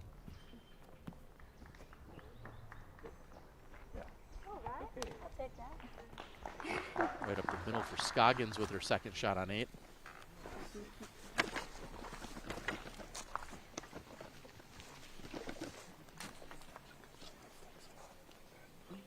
And speaking of hole 8, Brian, I'd like to hear, you know, this hole is somewhat newer in the last couple of years. How do you feel like it's developing for both the players and just within the course? Yeah, I think this is a change that has garnered some mixed emotions from the players. But what I find interesting about this change is it's right in the middle of the course and it's exhausting. It's so uphill. I'm not sure the camera even does it justice. Players really have to check themselves, and see multiple players taking their mid-round snack here, trying to stay hydrated, keep the legs strong. Yeah, it's just a long, challenging hole with roots all over the fairway. So your footing is always in question. Yeah, tricky hole. So Sarnin gained some substantial distance, not really hitting any trees.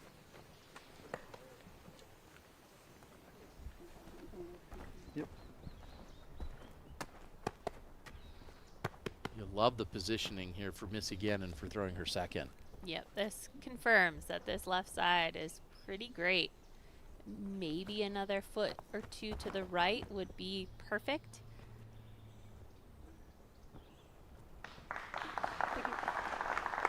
that last grouping of trees that Missy's aiming for, you can go long like we saw from Owen over on the right side, or you can cut it on the inside, but it's another placement shot here for their second.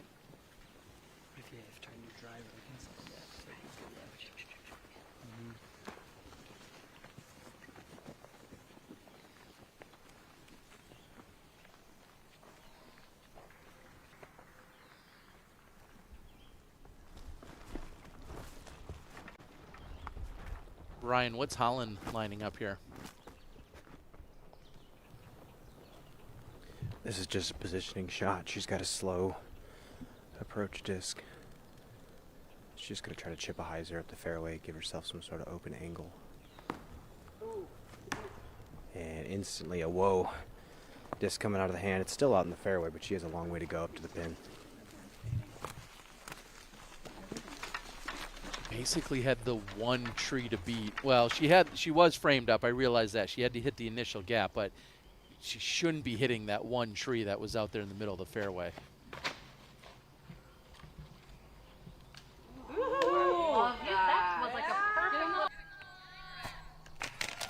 The card loves it. What a shot. Rebecca Cox just left of the pin. She really had to hug that right side tree line. And it is deceiving how she can get through those branches and if it was clear or not. But as soon as it passed those trees, her group was cheering. They knew it was a good shot as they saw it finish on the wood chips.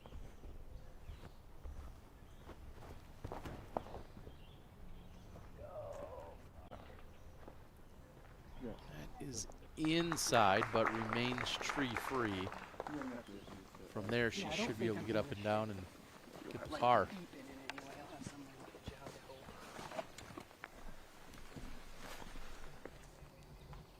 It is just jail on the left side of 10.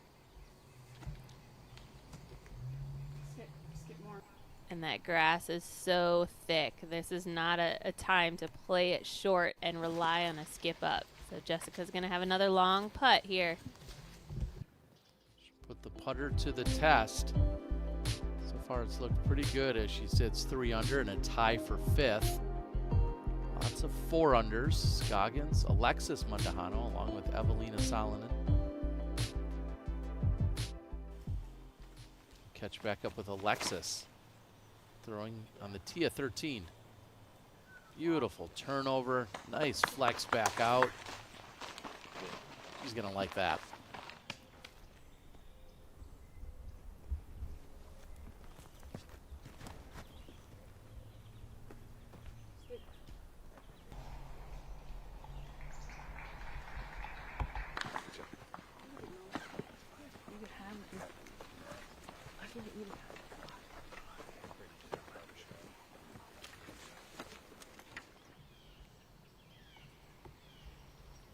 Not completely wide open. I feel like that tree could be in her thoughts. Wow, and Jessica Gerthy has the putter working today. That one's to save par on the 10th. This one from circle 2 will give it 38 feet. Downhill and online the whole way.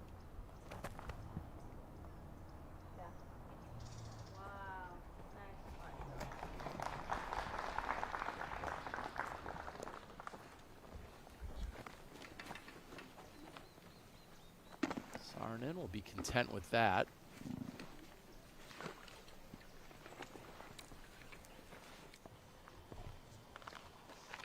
Over to Salonen, tee of 13. And that looks to be off the mark. She'd be hoping for some kind of kick that would kick her back out into the right side into the fairway. Not sure she's going to get it. And again, look at Missy's positioning and the line that she has to the pin. Just about perfect. Aiming for that tree glowing in the distance. A little too much turn.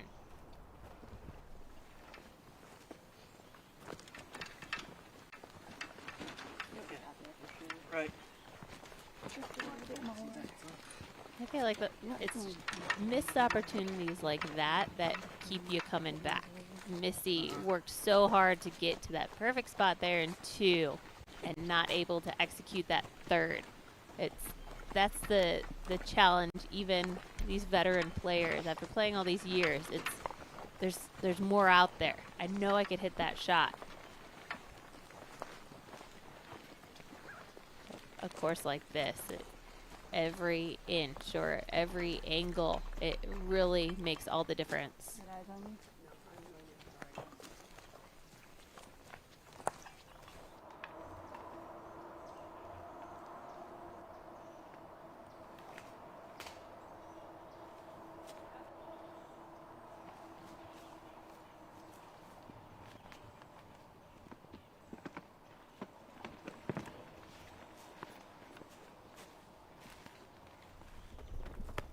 I had forgotten what hole we were on. Over there with Salonen, and that was the 13th.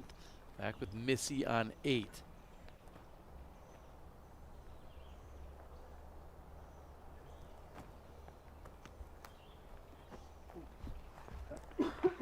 Great approach. I can't imagine too many competitors will be disappointed with a par on the 8th. For as much work as it is, I think they'll take par any day. Yeah, par is not a bad score, but I think Missy's going to be thinking, oh, but I can get that 3rd shot right up there. And Rebecca converts on the birdie look. And back to 8, and 8 is playing as the most difficult hole on the course, averaging .56 over par. So more than a half a stroke over par. There's been 0 birdies on it today. And we haven't seen birdies on 13 or 18 either, but 0 birdies on this hole today. So you're doing just fine with a par. One-time champion.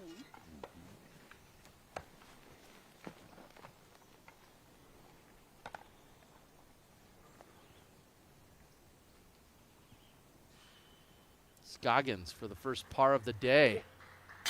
Yes! Of course she's going to make it. Owen with the only birdie on hole 8 today. Just mark it now. That is shot of the day at the top right now. That's a huge putt from Owen, and As soon as she released, she said, "Yep, got it." That's just crazy. Most players would give that an extra thought, be a little bit worried about the drop off behind. Not own. Weese T of 11. I love the turn. And it looks like it kisses off some branches center of the fairway. Incredible drive. That is huge to be on that flat landing zone. And Silva doubled the birdie count just inside the circle. And Silva picks up the birdie.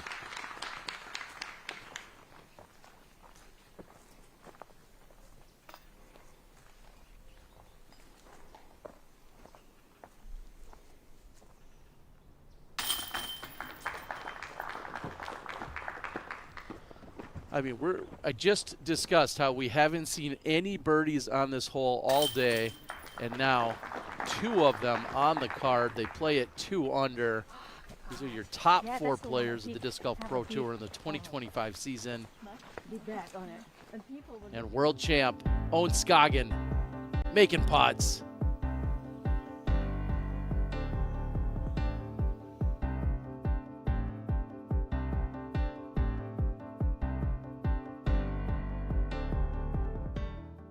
It's the Birdie Pro Championships check-in, and we're down to the final hole. Well, good luck, because you've got no driving chips left. It's raining big time, and even I've got a chance. And our mystery player has the box. And that, my friends, is an ace. Okay, I gotta know, because you're definitely gonna beat us. Who is your sponsor? Letter Plumbing. And with that ace, you just won $500. Yes! And there is your new Birdie Pro champion. Go to BodaBrothers.com and get Birdie Pro today. Sorry, hey, oh, sorry, excuse me, hello, hey, thank you. An aqua, I'm looking for an aqua, do you have one? Hey, Germ, you can't cut in line. My apologies, you may have noticed I just cut you in line. I'm just looking for an aqua. An aqua? Here, use mine. Got it, thanks.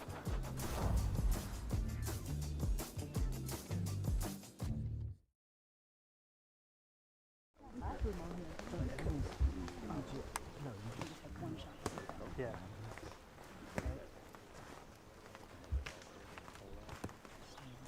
Birdies will take the box here. Still in the woods on a relatively deceiving hole. Short in distance, just around 300 feet. They're aiming for that bright tree that we see down there. That's basically at the start of the downhill slope toward the pin. But you want to make sure that you're hitting at least that far. Just too much angle there for Owen.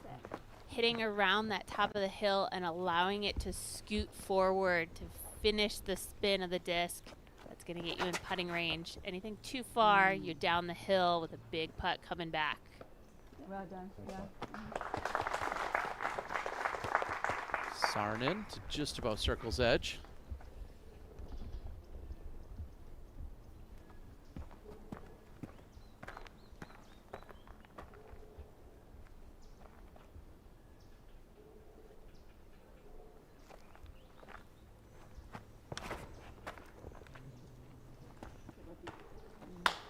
Too much hyzer for Holland.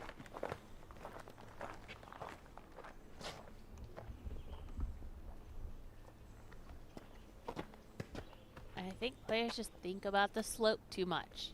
That causes them to not focus on the line like they need to.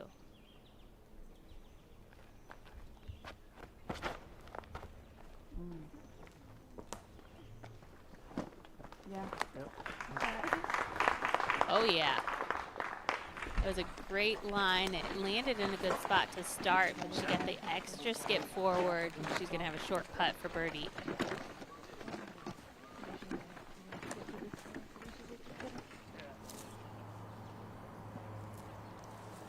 Alexis Mundahano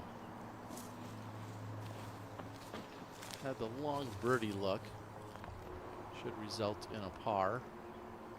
Salonen in threat. And just that, in threat of keeping the scorecard clean, and that was for par, so looks like she'll have a bogey coming up. A just perfect drive for Jessica. Can she take advantage of this opportunity?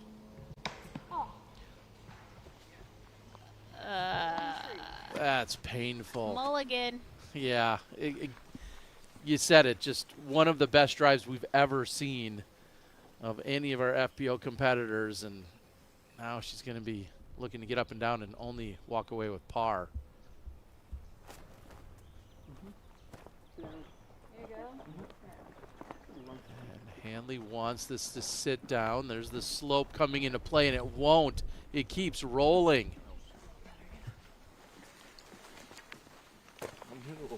And she has no idea. Outside of maybe looking at a response from a camera operator, she has no idea that that picked up and continued to roll so far. Brutal roll away. The fact that you can't see the ground underneath the basket makes it so challenging for these players to just place it. They need to make sure they're hitting the ground relatively flat so they can get a safe skip. Owen put a lot of edge on that one, but she stays close.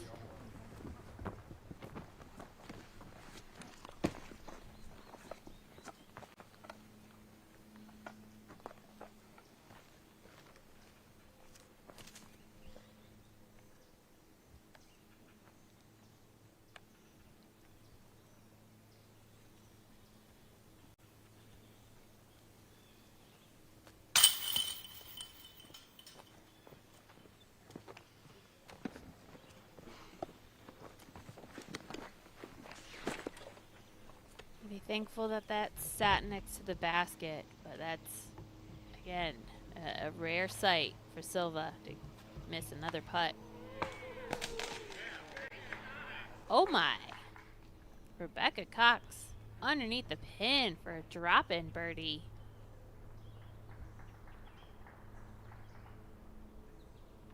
Hanley, work left to do for the par, and that's not on the mark.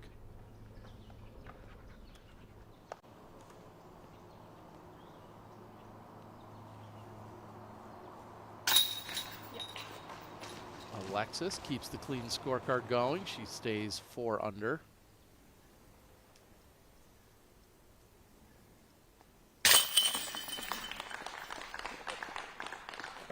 Meanwhile, Missy Gannon will pick up another birdie.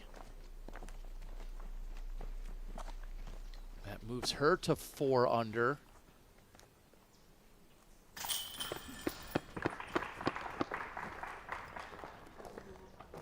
Scoggins will remain at 5 down. She's sitting in 2nd place at the moment. And Holland's bogey means she'll fall back to 2 under as Sarnen taps in for the par.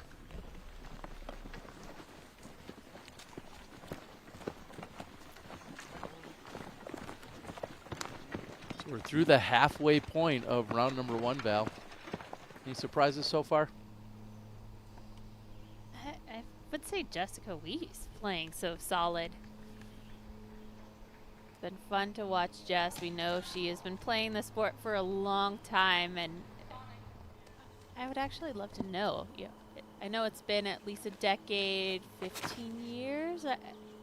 She started this sport at a very young age, and she's still out there competing and still digging deep here late in the season, trying to earn her spot into the championship. And we've pretty much seen her full-time on tour since right around 2012.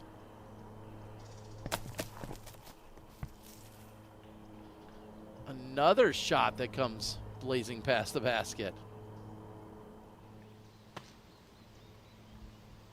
On 11, Erica Stinchcomb is lining up a par look.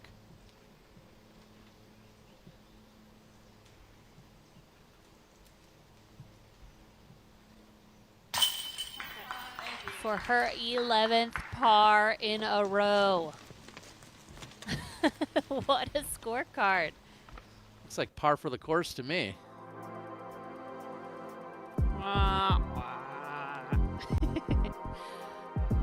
That includes 1 OB, so she was working hard to save the par on one of those holes. Yeah, 47-footer to save that par. That was a big putt. As we head in the back 9 here in round 1, we will take a look at hole number 10. Well, you can break it down, tell us what we need to do and what we're seeing here. On tour, I was never able to throw this shot as good as I dreamed up, but it sets up perfectly for that elevated tee shot where you just put the disc on flight and it carries down to the basket. It is jail over on that left side. Do not go over there. It's tough to save par. There is this OB line over here on the left if you do get the clean shot, but it drifts over and hyzers toward that OB. It's a long par putt from there. Ideally, you want to hug that right side tree line and then allow your disc to fade back to the basket. Got some guardian trees behind the pin, but it seems so simple. But it is a tough alley to hit and then rely on the elevation to carry it straight.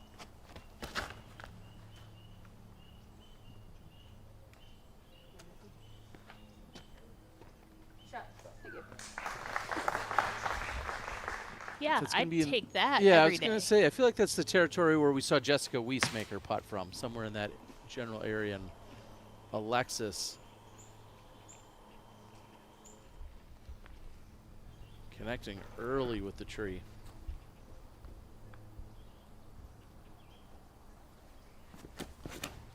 This is 400 feet, so it's going to take everything Owen's got to get as much distance as she can. Oh, come on. And that was not a helpful tree kick. What the hell is that? Owen's got questions. Mundahano with her third on the 14th, and her bogey-free round is going to come to an end.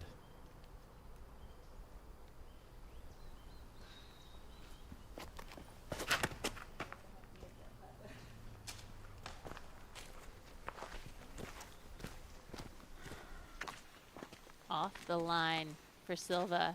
Thankfully, she drops down just on the edge of those trees on the left. Salonen, a great drive on the 14th.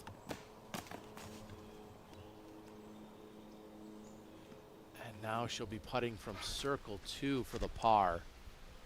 Just a brutal air ball for Salonen.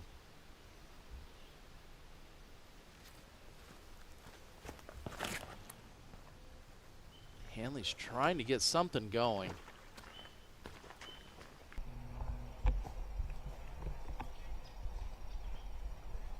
Watching her on holes 1 through 3, you were really thinking she's dialed in and ready to go for the round, but she has been stagnant ever since. Now Salonen is coming back up at the basket. She's in circle 2,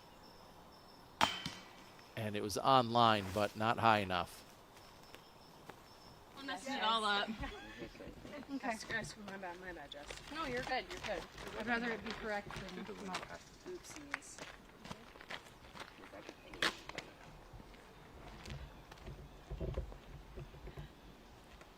Weese takes to the tee of 12.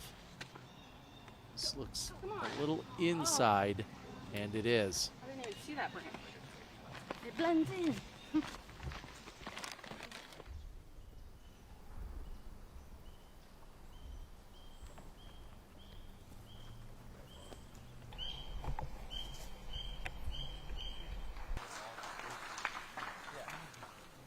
Have a chance to save par.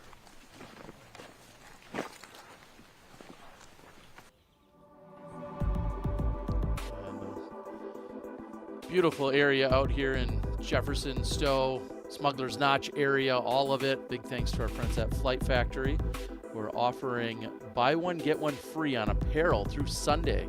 You can shop hundreds of styles of polos, jerseys, t-shirts, and more for your favorite brands or players, all over at flightfactorydisc.com.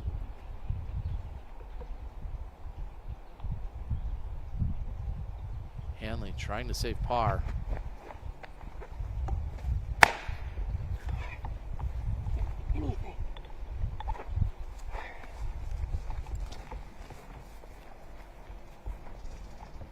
just to be clear, too, that's buy one, get one free on apparel through Sunday. So you've got plenty of things out there. And So you could buy one and I can get one that free. that sounds like a great deal for you, Val, over at flyfactorydisc.com. Just let me borrow your credit card and I'll make that purchase. That's not how that works. We know how Owen Scoggins works. Can she convert from circle 2? Oh, yes. Just shy. She can understand the frustration. That rollaway was not good for Scoggins, especially when you see that tree on the short right side or the right side of your screen. That's the tree she hit, and then it rolled to circle 2. Gannon even closer than what we saw from Weese. Gannon 26 feet to the pin. Dead center.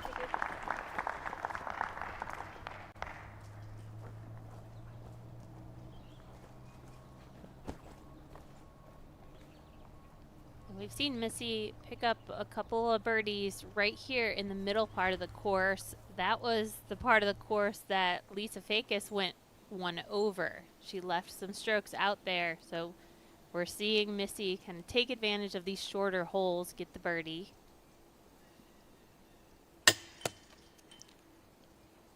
Another missed putt by Sarnen.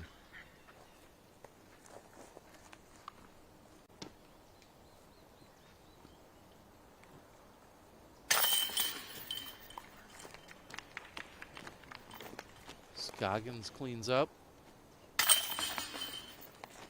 Wow. A couple of bogeys to be found on the 10th, the 5th hardest hole in the course. Right now, Lisa Fakis out in front at the Green Mountain Championship.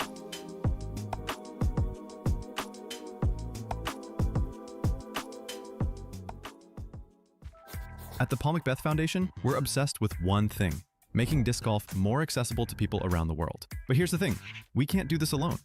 This September 20th, we're trying something massive. It's called Throw for More. Here's how it works. You get sponsors, play as much disc golf as you can, and every hole brings the sport to someone new. UDisc believes in what we're doing so much, they're donating 10 cents for every single round played that day. Your rounds on September 20th, they count. Register at throwformore.com. If you want to know what a disc is going to feel like before you get it, you have to check out OTB Disc. The first thing I'm looking for when I grab a new disc is the feel of the disc. It's got to be confidence instilled. Virtually in your hand tells you what the disc is going to feel like, how heavy it's going to be. It's everything you want to know before it shows up to your house. It's really, really helpful in not only finding a disc that looks beautiful, but is also exactly what you're looking for it to feel like. Of course, when you're dealing with OTB, you're going to get only the best. You play disc golf long enough, you can relate to this experience. You adjust your stance, you change your putter, you make all of these little tweaks to improve your form. But at the end of the day, sometimes you just have to go back to fundamentals. That's exactly what we did with the Octothorpe. More stable, more refined, more features for the modern disc golfer. This is the Octothorpe reimagined.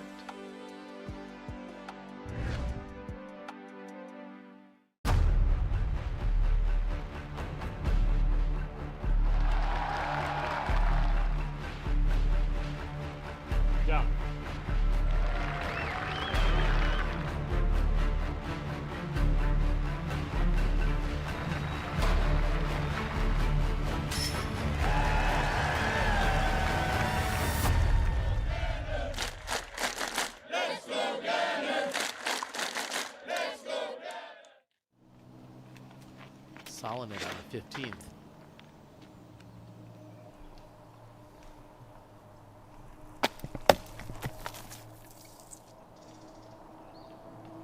Gorgeous.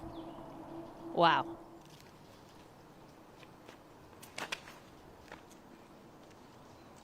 It's all about just hitting that line up in the trees and then allowing the disc to fade back to the pin. Wow.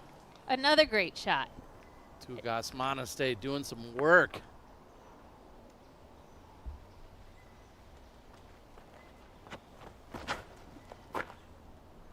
I would say it's a similar tee shot to what the players just threw on the previous hole. Missy got way down there.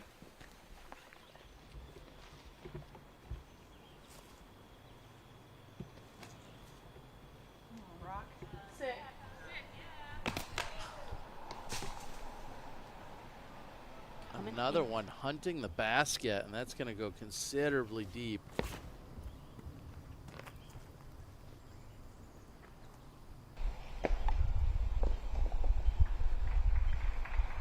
Great spike down. Center of the fairway for Owen.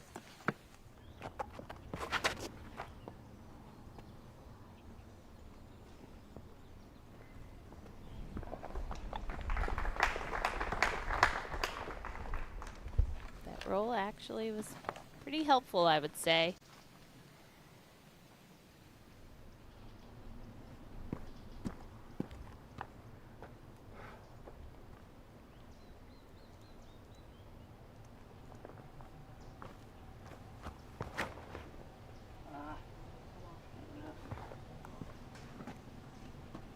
Good line, but she knew she just didn't get enough pop or enough turn.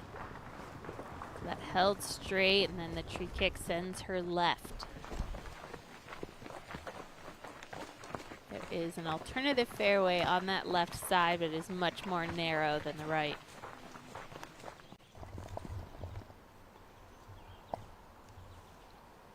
Alexis bouncing back after taking the bogey on the 14th, comes back, picks it up on the 15th. Roll the Zuka replay, take another look. Big downhill putt.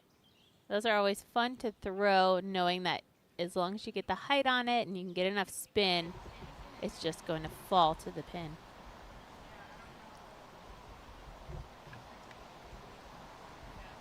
Right now they're having a discussion, it sounds like, about whether or not Jessica has found out of bounds.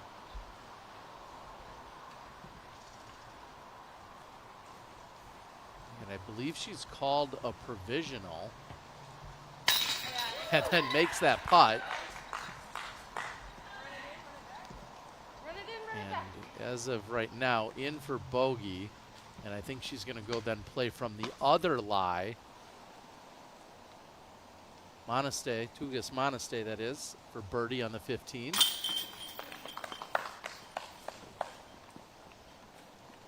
Gets back under par with that.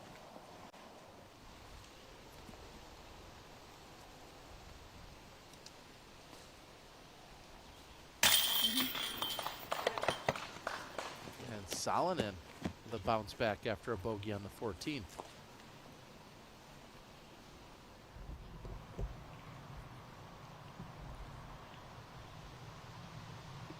This is her provisional. And I'm guessing the score is going to be the same either way as to whether she was out of bounds or not, because she made the putt from the first one, which she believed was OB, and then she missed the putt from the second one if she was in bounds. So I think she's going to walk away with the same score, most likely. We'll have to check back on that. And I'm wondering if she's thinking maybe the line's relief instead of OB. Not necessarily if it's safe or if it's OB. But yeah, there is the OB line marked on hole 12 to pay attention to. Yeah, so. and at the end of the day, I think the biggest takeaway for all of us as fans and spectators and players of tournaments is when in doubt, it's just a great situation to call the provisional and get it figured out later once you can ask your tournament director or who's ever in charge.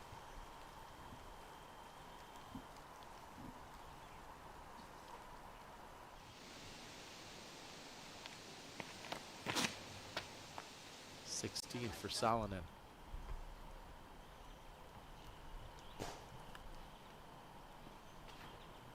It's going to be wide left.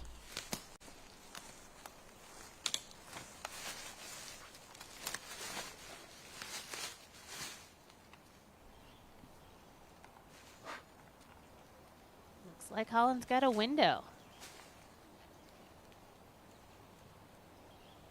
Could be enough to get her all the way to the pin. She catches that tree immediately right out of her hand, sending the disc off the line.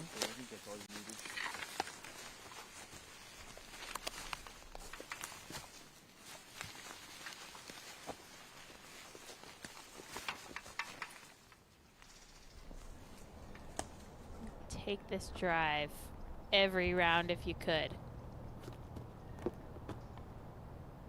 Because of those guardian trees in front of the pin, players have to get creative with how they punch through.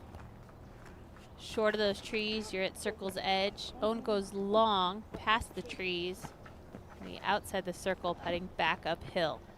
This is really a scenario where you wish you saw Own with a low piercing shot as opposed to something that has any left and right angle on it or trying to flex something. You'd love to see her just with a nice low direct shot, which is probably exactly what we're going to see from Saarinen. Just a low piercing shot, come up short, let the ground get you to the basket, and then, you know, be online with it. And it's just not really Own's style. She flexes almost every shot. During and after. Yeah, yes, exactly. After she's made the putt, she's flexing on us. And from Norway, we've got Anniken Sten. And a great shot on the 18th. A little earlier, I was looking at the 18th and saw that we didn't have any birdies collected there. We'll see if that's changed since then. There's been 13% of our field, roughly, have collected birdie. Anniken trying to become part of that club.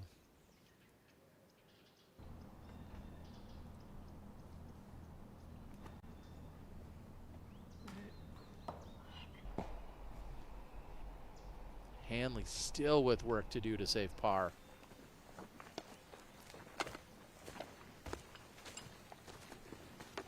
Make a big click.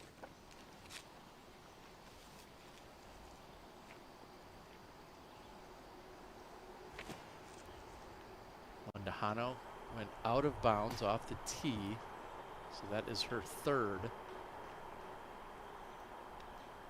Skip bounces her farther from the pin.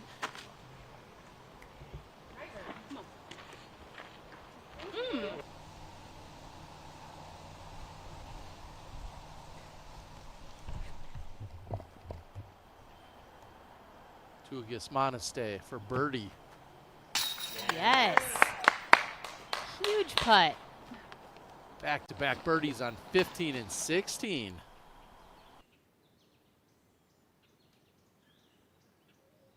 A very smooth release, hitting high on that right side, but with that spin, brings it in.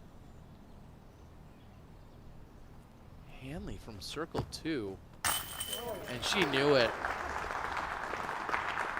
Not sure she's been confident in a lot of throws today, but that one she knew right out of her hand. And look at this follow through. To see her jump forward, using that momentum. She basically jumped almost halfway to the basket at that point, and that full extension. There was never a doubt.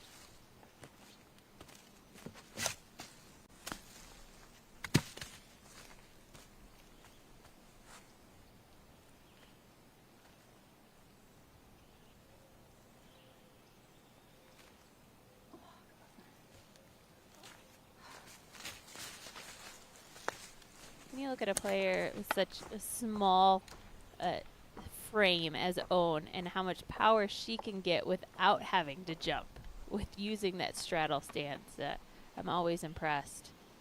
But she is disappointed not to catch chains.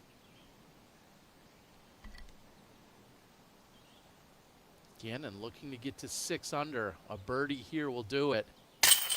Count it. Missy Gannon birdies the 11th.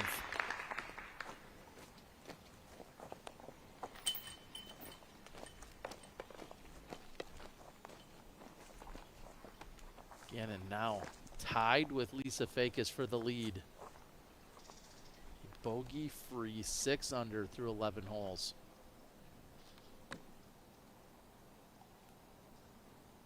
Saarinen for birdie.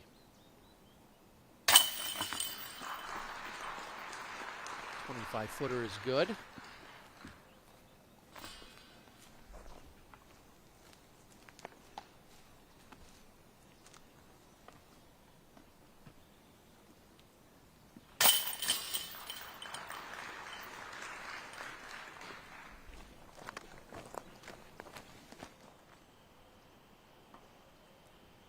Alexis, the bogey look. and off the top. So the OB tee shot is going to lead now ultimately to a double bogey for Mundahano.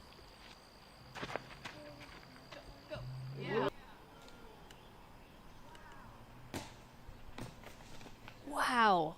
Jessica's finding all the lines, isn't she? Absolutely. It is not often you see players get that far in two. Saladin erases both the bogeys on her scorecard by picking up 2 birdies in the last 2 holes that she's played. So Evelina to 4 under with 2 to play.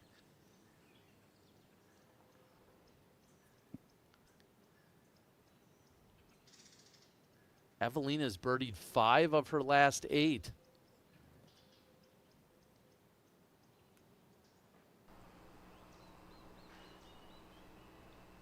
Sten for birdie to close out her round. And not a problem.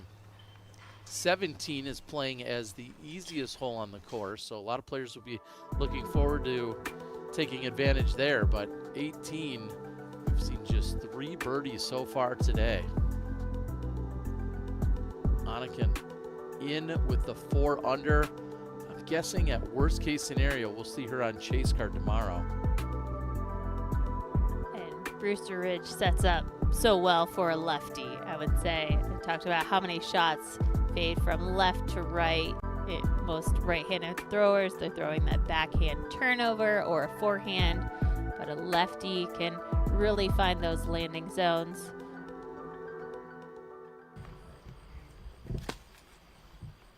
Rebecca Cox down there in the tie for 19th at even par for the round today.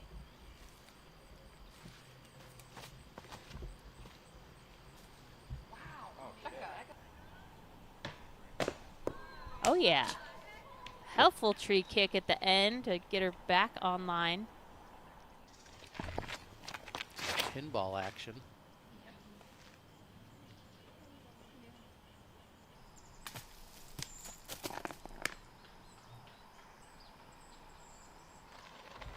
Big drive by Saladin. That's going to set her up for a relatively easy approach. Again, 17 playing as the easiest hole on the course.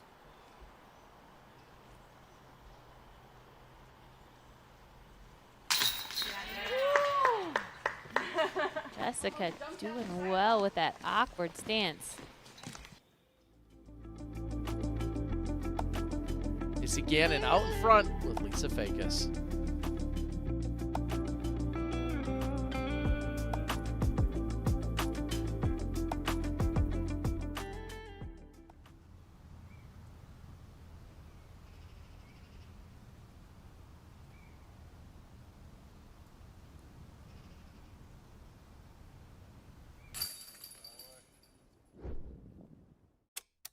The discovery of electricity, the first flight, democracy, splitting the atom, computers, modern medicine, space travel, and of course, the Royal Line from Latitude 64.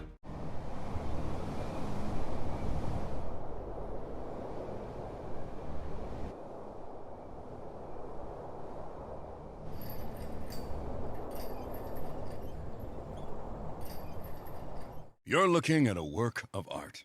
No, it's not the Mona Lisa. But this beautiful can costs a lot less and looks magnificent in your bathroom. And Mona Lisa can't give you a smooth, close shave. Barbasol, it's a can of can-do.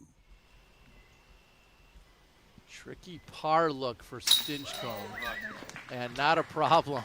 That's her 13th par in a row.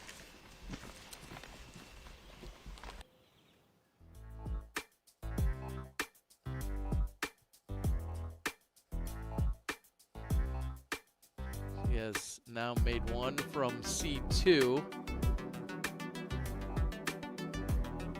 And 100% C1X putting today. So Erica Stinchcomb pars all around through 13 holes.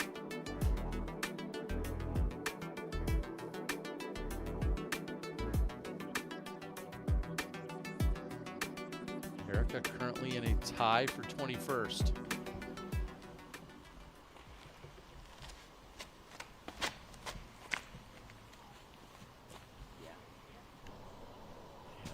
Becca. We'll have a look just inside the circle on the 14th.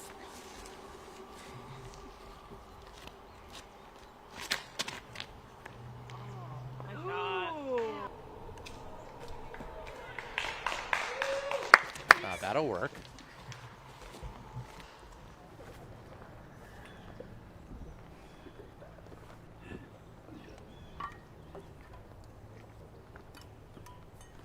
Do we know if they're watching or waiting? And looks like some congestion possibly going on out there. Brian, what are you seeing on the tee here? It definitely was from there. No one overturned it. Okay. Yeah, this is a classic backup, 12 and 13. Tee of 13 is just off to the right of the fairway of hole 12, so they're just waiting on tee of 13 to clear out. They just did, so we are all good to go. Things have come to a crawl out here on the course just a little bit. Slow moving, but we'll get there. Some beauty on the other end somewhere. That was deep, Terry.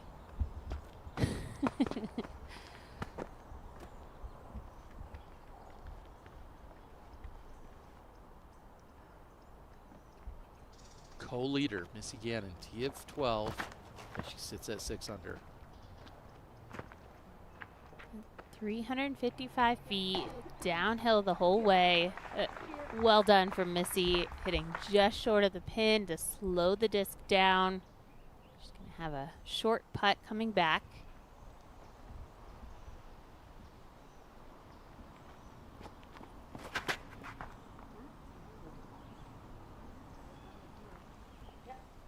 I like the line of this little speed ramp.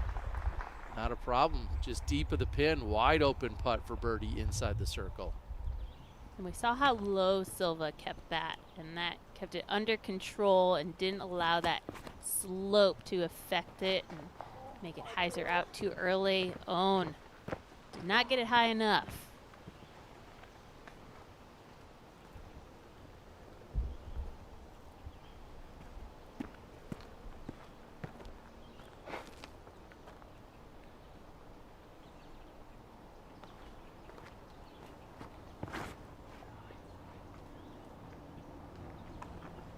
Looks inside. Can she get a roll this time? No.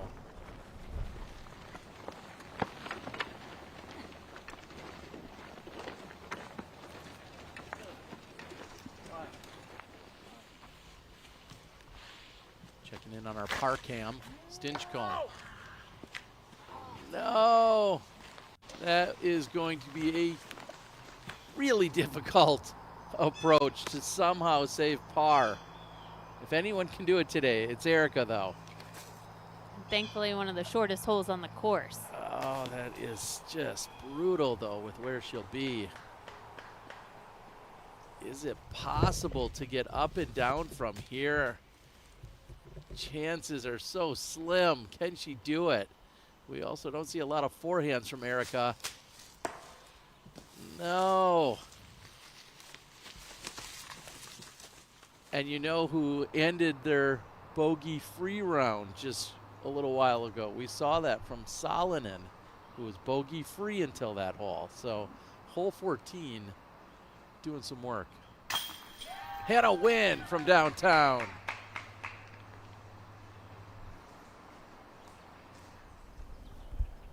Long jumper for Hannah to close out her round.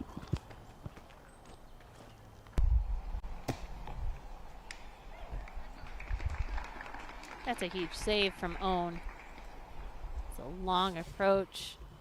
Downhill slope. It's tough to control the speed to land that close. She could still throw it in. Skip. Jump. All right. Well, the par streak will come to an end for Erica Stinchcomb. Well, if she's breaking the streak, she might as well get a birdie on hole 15. Yeah, let's get it back to even par on the round at least. We'll be looking forward to that.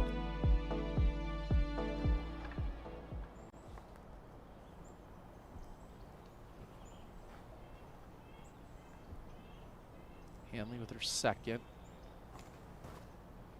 Nice and low. You want to come in short and just slide to the pin. Yeah. That's kind of what I was envisioning. And it's easy to make the mistake there, knowing you have to throw a turnover. If she didn't get enough turn on it, it would fade, and that slope, again, coming into play, would bring the disc farther from the basket.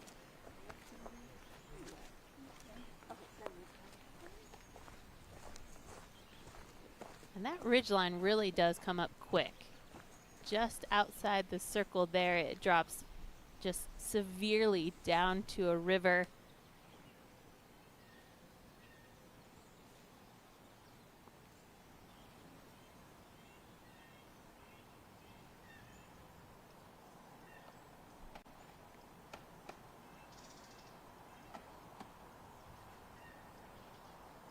Gannon to become our outright leader at 7 under. Birdie look on the 12th. Four in a row for Missy Gannon.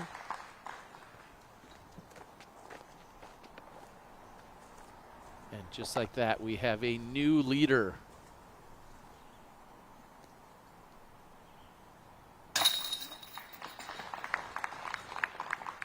Sarnen to 2 under with the birdie.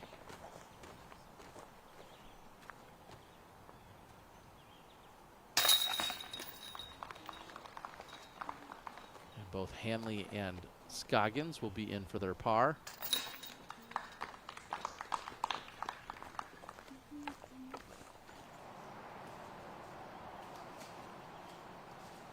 Should be the third by Salonen. Excuse me, it is for her par, meaning she must have struggled.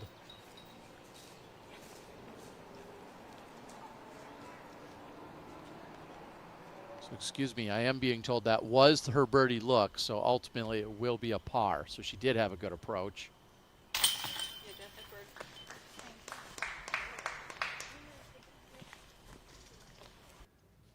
Jessica keeps it rolling. Weese to 4 under.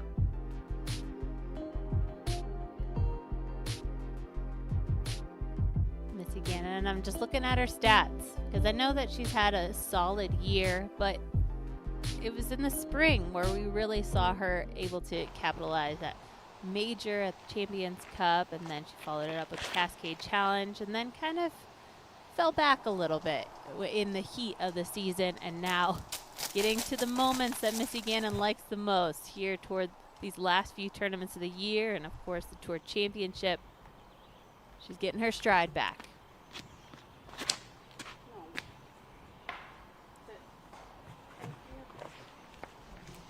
Green flag. Yeah, very lucky to stay in bounds after that tree kick.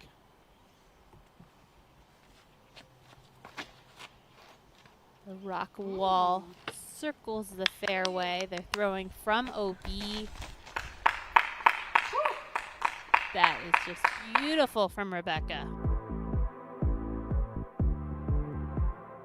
Like Rebecca Cox, stay parked right there.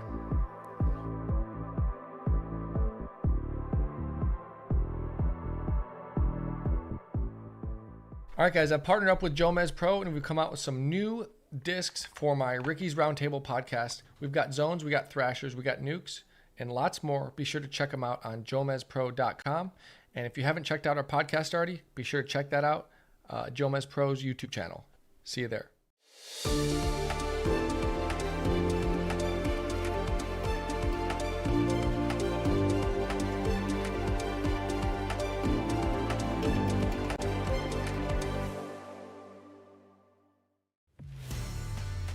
If you design,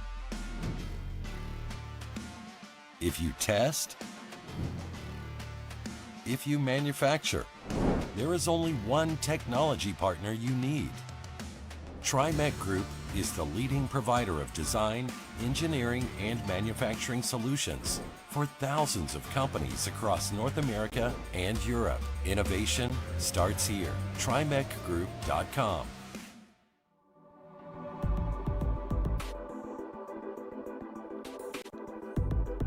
Silva Saarinen was looking at 4.5 is where our friends over at NXT Bets had her. You could bet on better or worse Currently, she's sitting in 7th. So had you clicked on worse and made that bet earlier, I hate to say it, but you'd be happy to see her where she is. I guess that's how the betting works.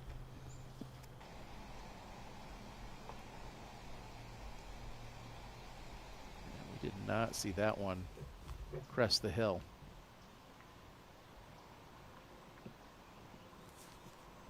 Girthy with her second.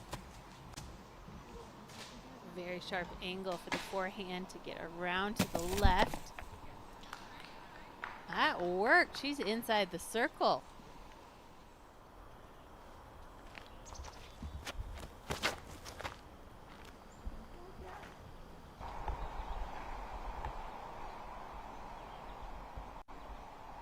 Ideally, Missy would have loved to stay on the left side of that large tree on the corner.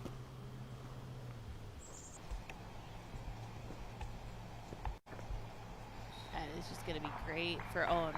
Staying on the road is going to line you up with the most open route to the basket.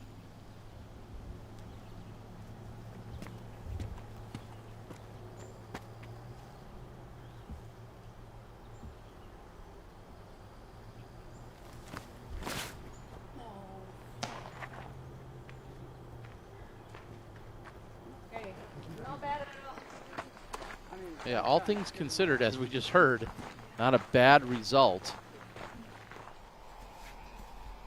We've been watching her sister Alexis most of the round, but check in with Valerie Mundahano on the 14th.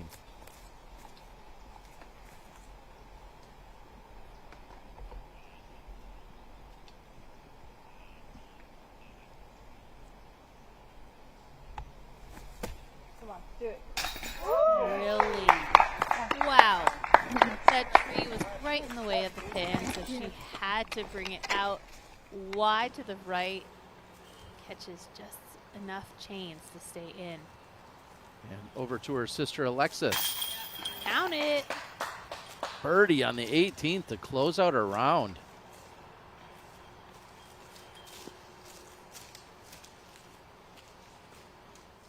Alexis struggled mightily on the 16th and 17th, but does close with the birdie. She finishes 2 under. Hanley during her second. She have just the right turn. If this flexes, unwinds, and it does. What a shot by Hanley. Again, her tee shot, it could have been so much worse. It actually worked out really well to keep her, or put her on the road for that open window. And she was able to take the aggressive line and get way up there. Solinen's birdie look doesn't connect.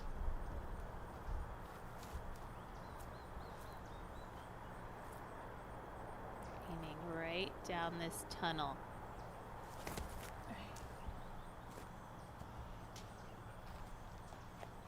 Not a good position to be over on that left side. It's just a wall of trees between Silva and the basket.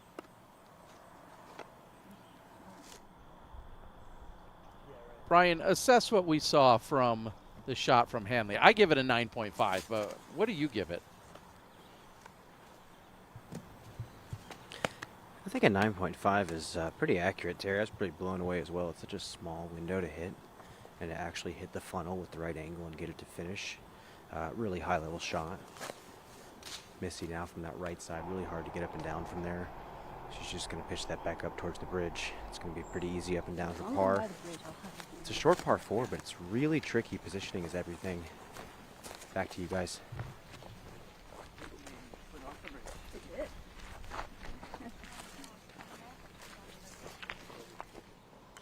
And Erica took the bogey on the previous hole, and she's back to even for the day. A bounce back birdie on the 15th. We know she's listening to us, right? Yeah. Great putt there, Erica. First birdie of the day, and to do so after a mistake. Now Weese for par. I also wanted to clarify, I know sometimes we use the term bounce back. That's an official term in terms of a statistic that we keep in terms of how you follow up after a bogey or worse. What you do on the next hole in terms of what you follow up with, that's a stat that's actually followed and calculated And every then single round. At the end of the year, we have the biggest bounce backer award. I- Who's leading? I would like to know. That's something I'll have to look into for you. I know we have it somewhere.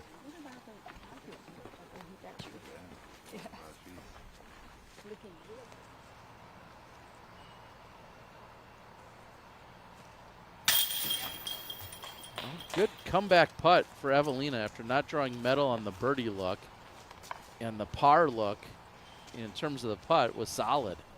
Like never a doubt kind of solid. So wish we would have seen that on the first one. She closes out her round. Let's see what she can do in round number 2 tomorrow. Speaking of tomorrow, I believe we're going to be back out here at the Brewster Ridge course. Play this course the first 2 rounds. And then we'll conclude this weekend over at the Fox Run Meadows course.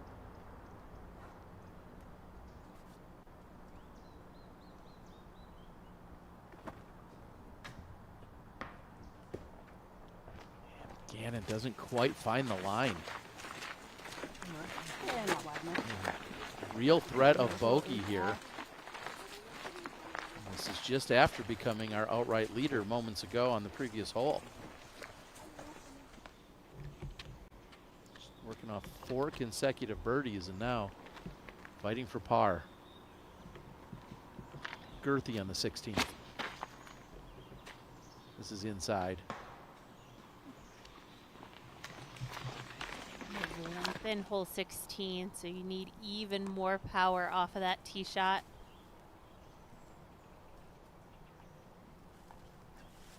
You didn't like the spot she landed in. Here's why, Val. Yeah, and especially in not penetrating into those trees. Now you have those horizontal branches to try and throw through, but there's no option to go back to the fairway. You got to go through, and she barely does. She's still in the thick of it. Not likely going to have a clean putt from there.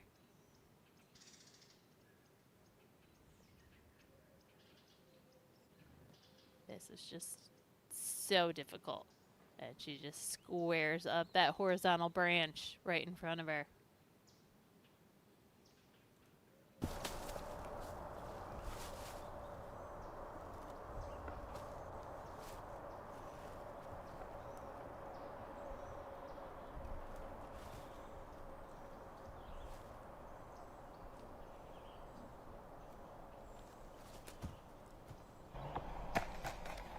Now that she's past the tree, she does have somewhat of a look, but it's going to be frustrating.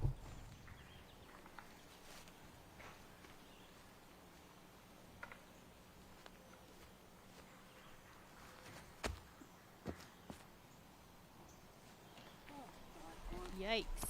Owen wanted that to hit something. And instead it finishes over to the left.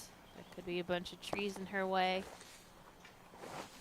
Such a slight slope on this green, going down to that left side.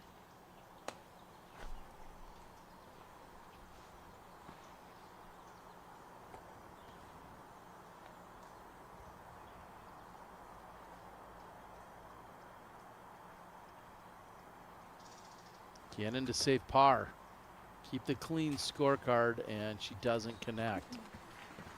So it'll be Missy Gannon picking up her first bogey of the round. That means she'll fall back to 6 under, which is a tie with our early leader in Lisa Fakis.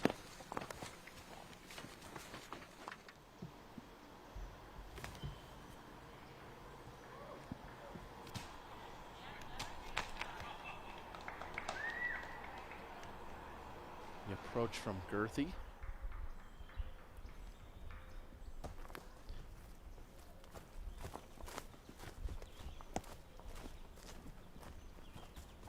A slight mistake on that upshot results in Owen not being able to make the comeback putt.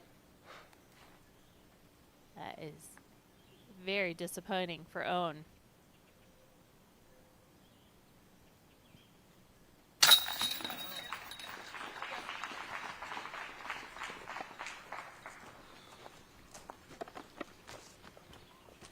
Hanley takes advantage of the great approach, and she's going to walk away with a birdie. She's also going to pull at least 2 strokes closer to Missy as Missy's lining up a bogey. And she's in. She'll fall back to 6 under. And Owen Scoggins is also going to lose her bogey-free round by picking up the 5 here on the 13. So 2 clean scorecards stopped on the 13th, and we saw 2 other clean scorecards stopped on the 14th. Can only hold on to that for so long. I guess. So many challenging holes still left to play, and this is a new one. They've changed up hole 14. It was always that great chance to get another short birdie on your scorecard here at the end of the round, but they've really tucked this basket out to the right. Before we were playing a pin up and over here on the left side, set up nice for that backhand hyzer, but now they have to throw uphill and force the shot to get around the corner. There's these few guardian trees that can stop the disc from getting too close to the pin, but you want to make sure that you've got enough power. Again, these holes that are just under 300 feet but uphill, I think players can take them for granted, thinking that they're the short hole, but they really need to commit to the line.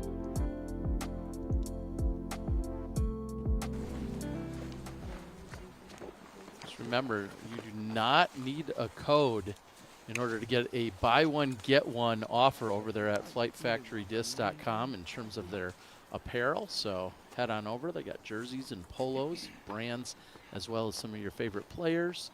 That's at flightfactorydisc.com.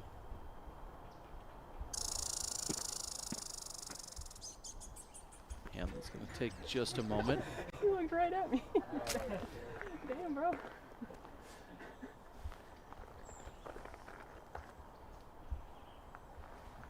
Hanley picked up 2 strokes on everyone on the card on the previous hole.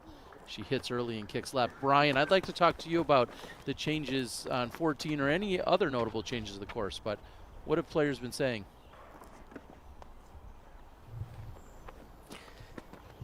Yeah, so 14 is one of those holes that's over the years been changed quite a bit, and in the previous iteration it was tucked way back to the right, and a lot of players were complaining about it.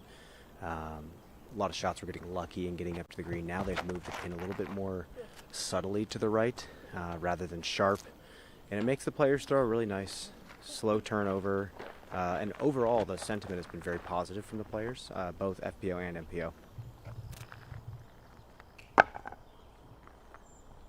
Appreciate it, Brian, and as both you and Val were just saying, just the various iterations.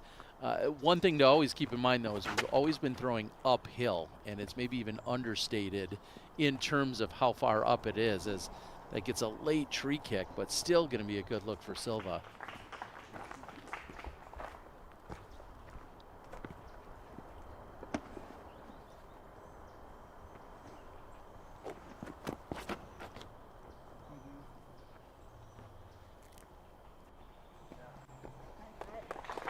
Scoggins is tree free on the tee shot of 14.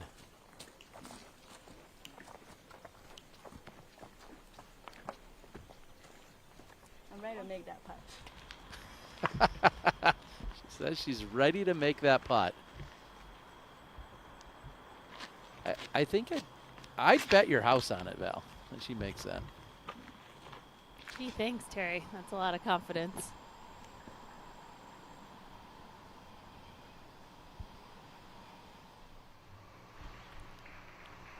Now you're seeing Deanne Carey on the 18th.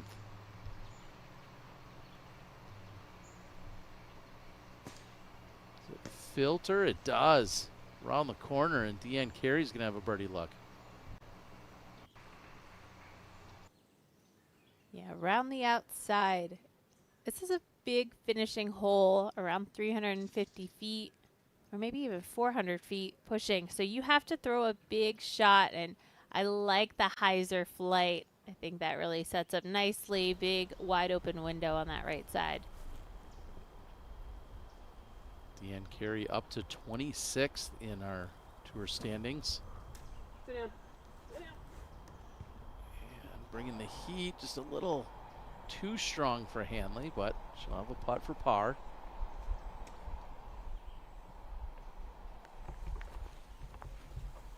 Deanne played against Holland in yesterday's match play event. So they got some good competitive practice in on this course. And I think the more reps you can get and the more comfortable you can feel on Brewster Ridge, the better. Really? You're going to know the spots you don't want to be. And Jessica's finding that out right now. Not often do you see players kick that hard to the right on their second shot.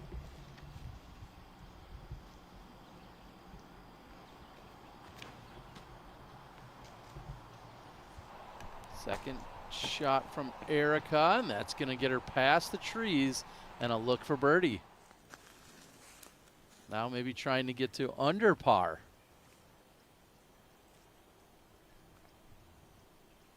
Gannon for birdie. Doesn't get it from circle 2.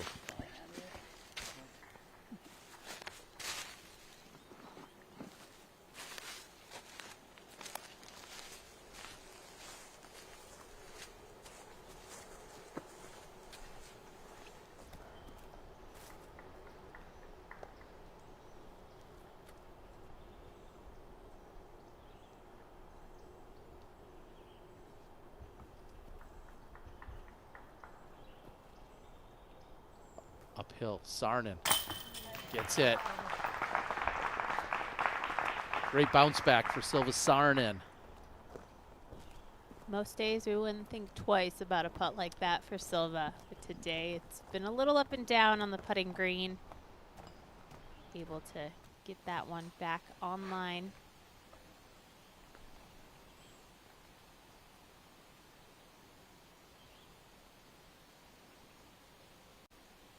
Hanley coming back for par.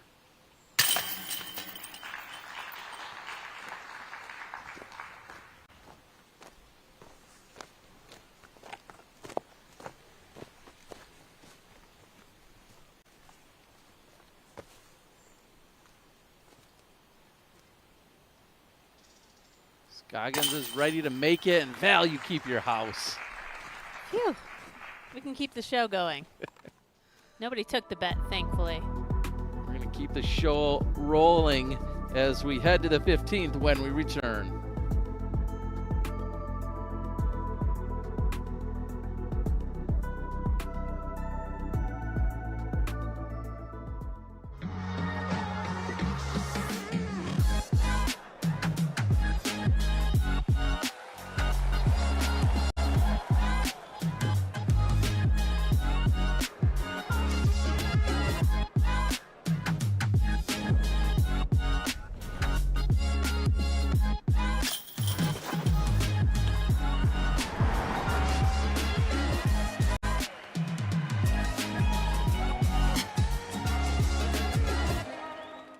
What's up, guys? Anthony Barella here. I'm super excited to announce my first signature bag, Anthony Barella's Signature Series AX6, in partnership with Grip and Discraft. To have my first signature bag is honestly just a dream come true. I've always worn a Grip bag ever since I got one for Christmas when I was 12 years old, and 13 years later, I finally got my first Signature Series bag, and it just goes to show that hard work pays off.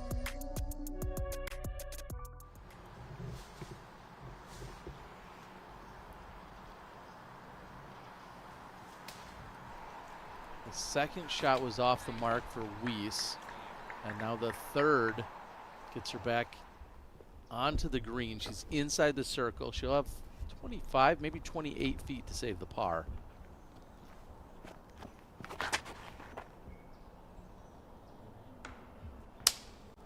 It's going to kick down to the left, but stays in bounds.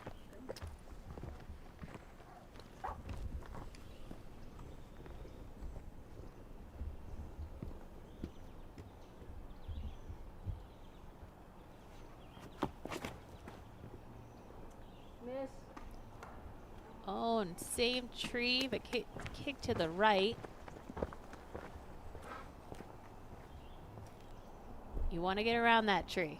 That's the tree. Just hug on the right side or even if you spaced it out farther away from that tree, and then the disc will just finish back toward the pin. It's a big hyzer.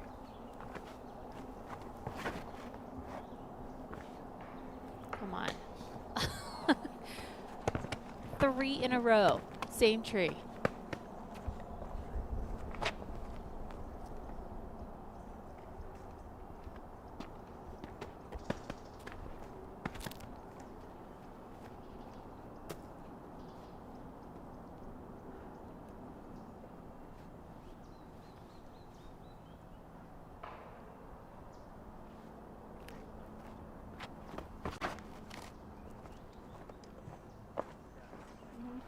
This one's clean for Gannon. This is going to track to the pin and go past it. Should be level with the basket and just deep of it. Short birdie putt coming up for Missy Gannon. Weese trying to save the par. If she keeps this putter going, she's going to be a force to be reckoned with this weekend. Absolutely. For Jessica to be that solid on the green, it's going to allow her more opportunities to score. And Deanne, excuse me, will carry that birdie into tomorrow's round. She's up 4 spots into a 25th, so trying to fight into the Tour Championships.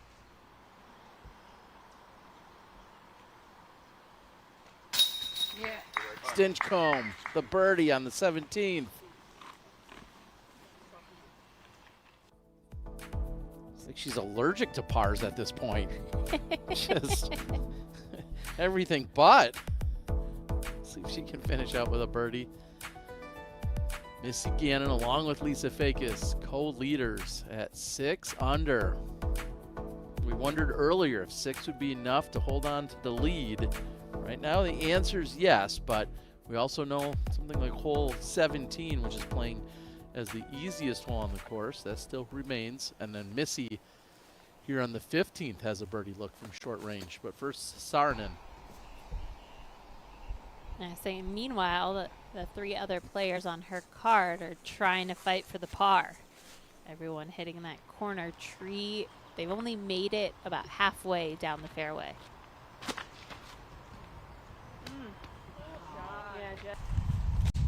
And there's a little bit of swagger from Jess today, just to see how confident she's throwing those tee shots. Sometimes she relies on the turn and some tricky shots, but today she's just all about that execution.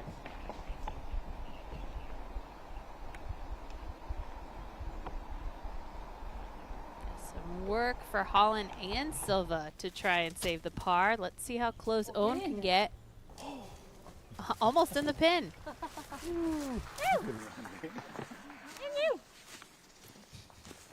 Oh man, it could have been more of the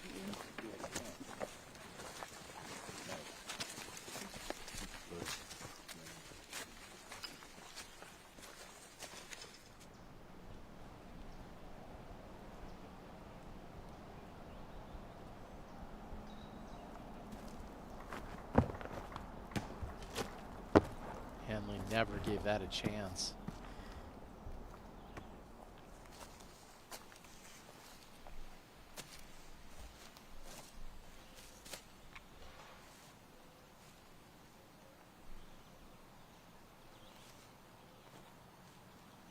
See the whiskers of Circle's Edge right there in front of Silva's left foot. Wow. Big putt for par. Putter's back on track. That's a good thing for Silva. She, at this point, needs to claw her way back. Today has been not the easiest for Silva, who I feel like this course really sets up well for her. Her throw, very straight, down the line. But the putter has let her down a few times.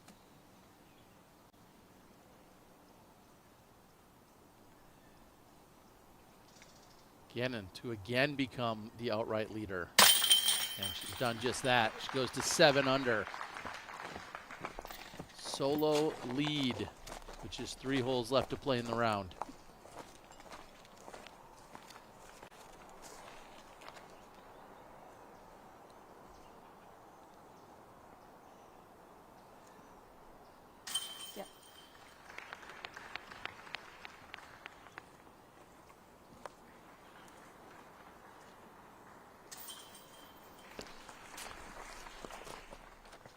Close range tap-ins, and they'll make a very short walk over to the 16th.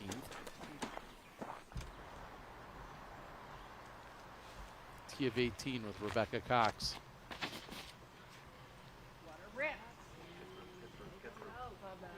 Ooh, go in!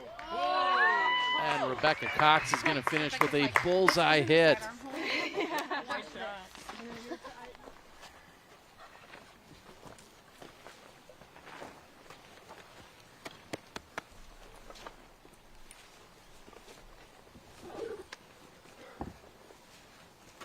Hole 16, we've seen more than half of the players get par. And because of that, it's longer this year, but that right turn, and as they're throwing downhill, that disc wants to finish off to the left, so you have to really fight that. So you're trying to turn it too much, and there's a very fine line that players have to hit to try and get a birdie on this one. That is well out of birdie range for Missy. It's way too loud.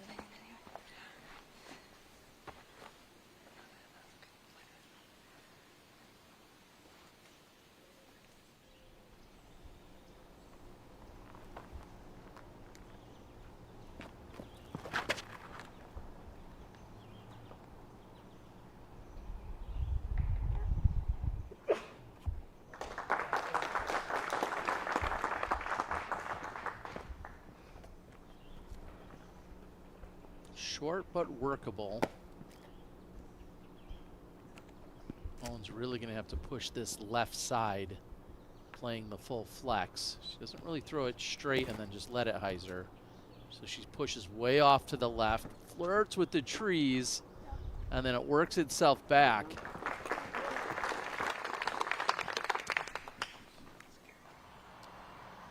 Gerthy trying to finish off with a birdie. Oh, and it just splashes out.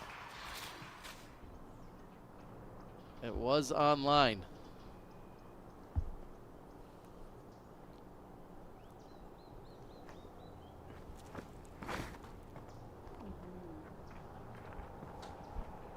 Hanley throws it flat, looking for it to just finish. Gets a big skip at the end, a little bit of a roll, and she'll be deep of the pin. We're deep into the round. We'll be right back. Sure, it's the same spot.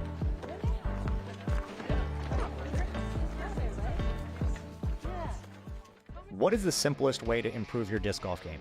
The answer, learn from the very best. Paul Ulibarri, Simon Lizotte, Ezra Aderhold, and Holland Hanley. They're not just players, they are your elite coaches guiding you every step of the way. The Power Disc Golf Academy is the premier online disc golf academy with over 150 on-demand lessons that are specifically designed to improve your skills right now.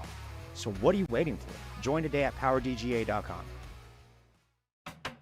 Hi, my name is Garrett Gerthy, and I use the Double G Compact Cart. I choose the compact cart because I don't use too many discs in competition. The compact cart is just the perfect amount of discs. It's nice to have a small compact cart. It's lighter, it's maneuverable, and with the materials being nice and weather resistant, this cart is absolutely perfect. I'd recommend the compact cart for juniors, beginners, and mold minimalists. This isn't just a bag, it's the MB-PX1. I designed it with Discraft and Grippy Q to be the most advanced disc golf backpack ever made. It's packed with the features I need and built to perform at the highest level. And now it's here in a bold new purple colorway. The MB-PX1, the future of disc golf on your back.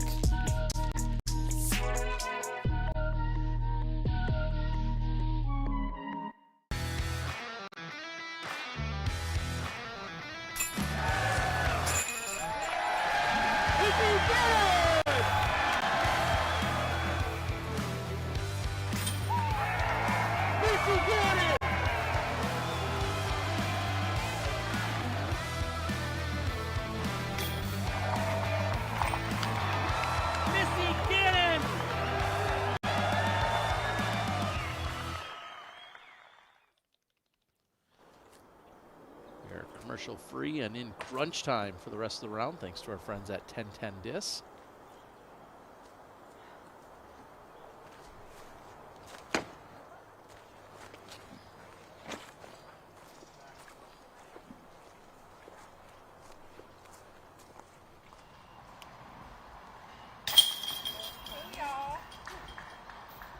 Rebecca Cox finishes off with the birdie on the 18th.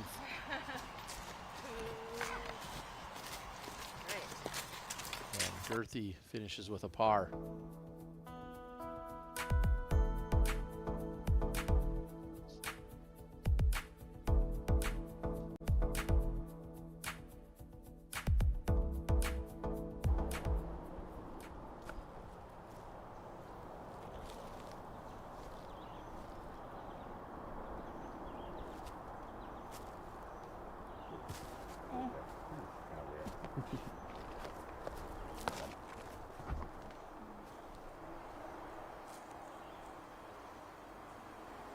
This is why you saw some frustration by Silva after her approach or her previous throw. She's still left with 38 feet to the pin. Straddling out to her right, tree in the way, slightly downhill. A lot to think about. And it doesn't appear to have caught edge, but that means bogey likely coming for Saarinen.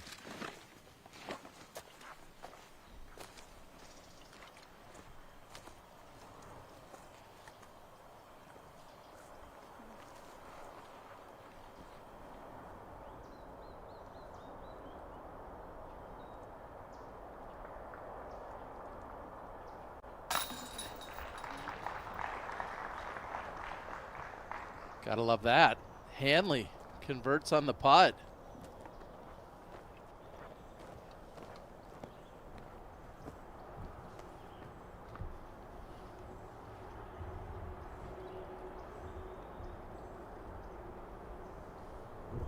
Long putt to save par for Missy.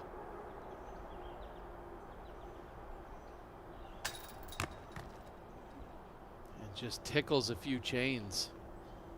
So Missy just again, after getting the solo lead at 7 under, is going to likely fall back to a tie with Fakis.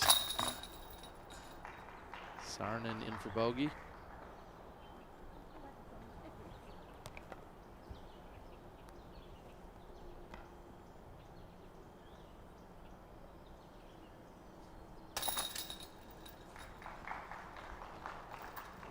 Scoggins in for the par.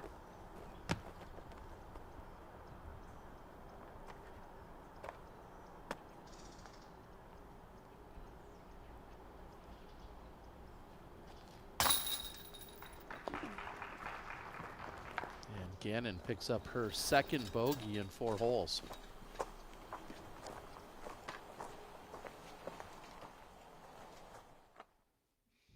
Welcome back in, everyone. We want to take a quick moment to thank our friends at Barbasol, our playoff sponsors and supporters, as they've been for the last few years. Val, you've even taken some of the Barbasol to do disc golf things, right? Little disc dyeing at one time or another? Some disc golf dyeing last off season. I'm going to have to try it again. I think these cans are still full. So all right, we'll have maybe to we'll to get it. creative after the round. I'll let you do a little dye job yourself. Okay, I like it. I learned a few things in the off season, and I know one of the common ways that a lot of our disc dyers use is Barbasol as one of the key ingredients to being able to going out and dyeing some discs. So big thanks to them. They've been a big supporter for our last few years here on the network and on the tour, and it's playoff time, which is certainly the most exciting time of the year. All these points on the line, huge paychecks, as well as closing out our season, along with the accolades that then go with our season-ending events. So looking forward to it as we're watching Cadence Burge take to the tee of 18. Cadence, one of our stars from this year, who picked up a win at the Des Moines Challenge. Excuse me, the Discmania Challenge in Des Moines.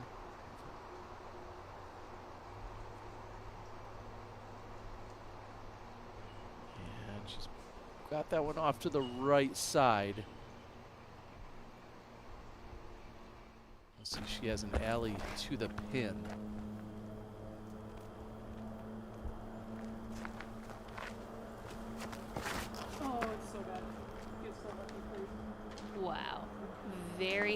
fairway, nose up.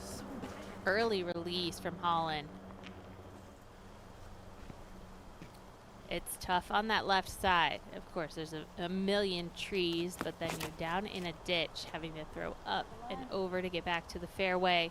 Look at this shot from Owen. Is it far enough? I think just barely. Owen's able to get around the corner.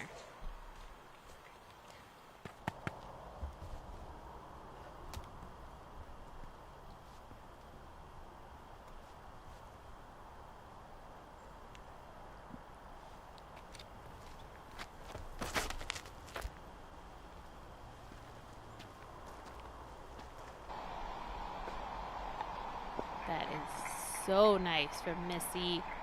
She uses that slow, straight, stable disc to ride that right side, using all the space in the fairway.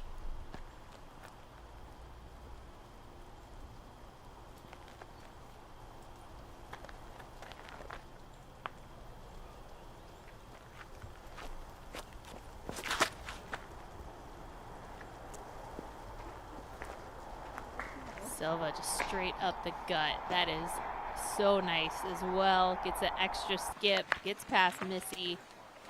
That's just ideal.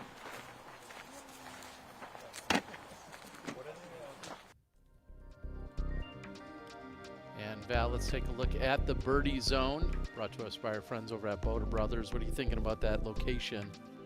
Yeah, that's ideal. That's throwing that straight shot up the gut, getting around that corner. I think you have to get around that corner, pushing it to the far edge of the birdie zone to give yourself the open look. It's still a challenging approach, no matter if you land in that perfect spot off of the tee, because there's so many trees on the left side. You have to throw a slight anhyzer flexing back, but it's trouble if you're off on the left, and we know that's where Holland is. She's hoping to save par from over there. Brought to us by our friends at Birdie Pro. And just so everyone knows, I know it's been a crazy year, but I actually love board games. I love Birdie Pro.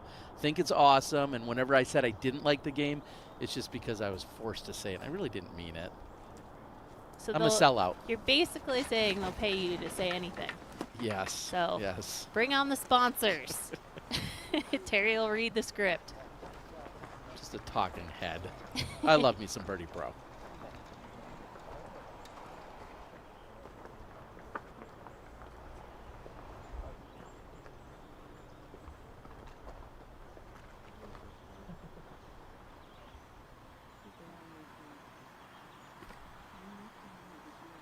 Well, I see where Holland now is trying to approach from.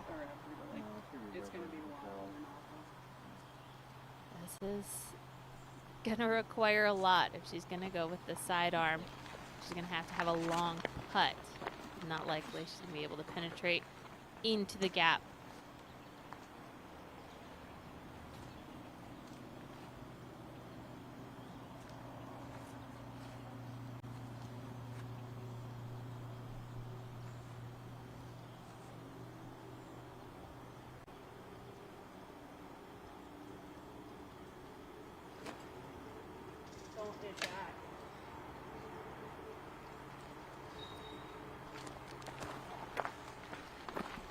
Really, I think the last thing she was thinking about was, I don't want this to hyzer out, find that right side where we saw Jessica Weese throwing from. So she knew that needed to hold the anhyzer line, so she threw it up high to prevent the roller from something too low. There's just a lot to think about. And it's always trouble when you're thinking too much. I don't have that problem. Cadence currently has moved up one spot from where she started the day. And the birdie look on the 18th. Get to 5 under. Lead card implications possibly, and she doesn't connect. No chains there for Cadence Burge.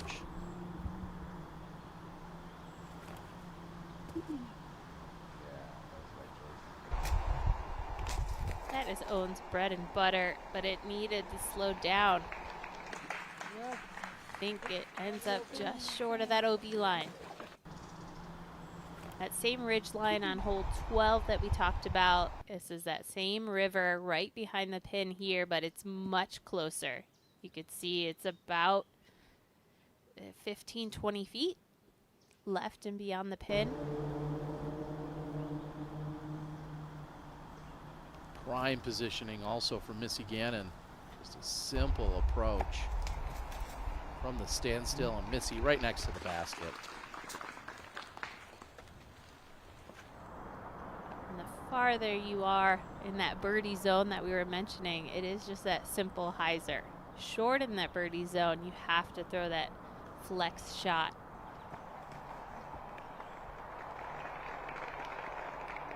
A great approach also from Silva Saarinen.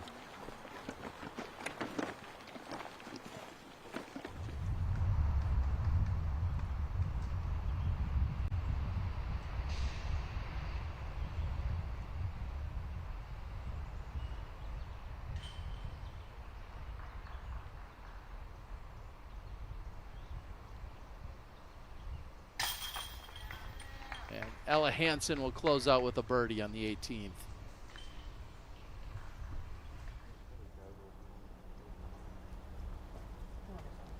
Clean up a couple of those bogeys, and she sitting on that lead or chase card. This is going to take something special to give Holland a putt. She is in threat of double bogey if she can't get up and down from here. And some forward progress, but not much. She's still in circle 2. Hole 17 having its way with Holland Hanley.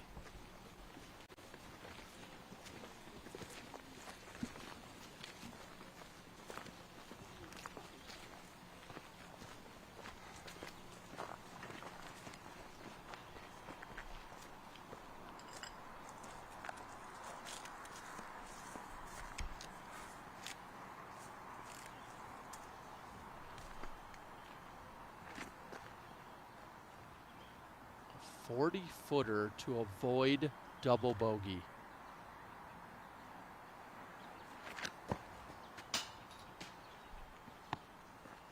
Aggressive with the OB beyond.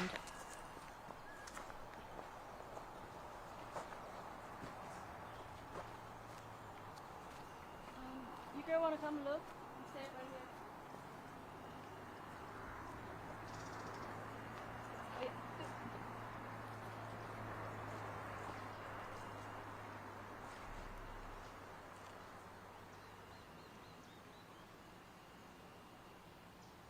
Scoggins for birdie. And Owen Scoggins will tie Lisa Fakis for the moment at 6 under. 1 hole left to play.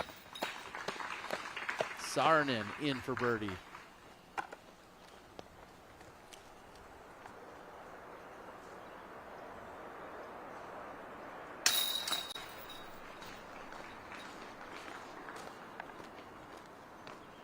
Hanley with the double, and Missy Gannon will pick up 3 strokes on Hanley on this hole alone, and she is again your solo leader at 7 under for the 3rd time.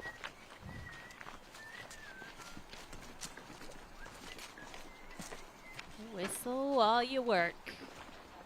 Missy Gannon, a really solid round. 2 bogeys in these last 4 holes, so she has not just skated through here cleanly. Still a little bit left on the plate, but I think that keeps a player hungry. You know that this course is not easy. You can't take these shots for granted. Every player is going to find a little bit of difficulty at some point during the round. Came a little later for Missy, but she has been able to recover and clean up and get the birdies here in the stretch as well.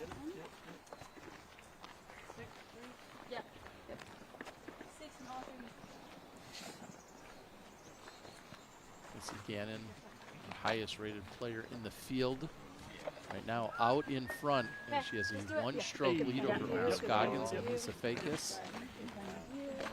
There you go. I got you already. Thank you for school. I got you already. Hey, buddy. Thank you. Thank you. Appreciate it. Thank you. Cameraman. Hello. Thank you. Thank you back there. Thank you, Skullkeeper. No shortage of love to spread around from Owen Scoggins. And everything you see on camera, she is that and more in person, talking to her off camera, off the course, wherever. So much fun to be around.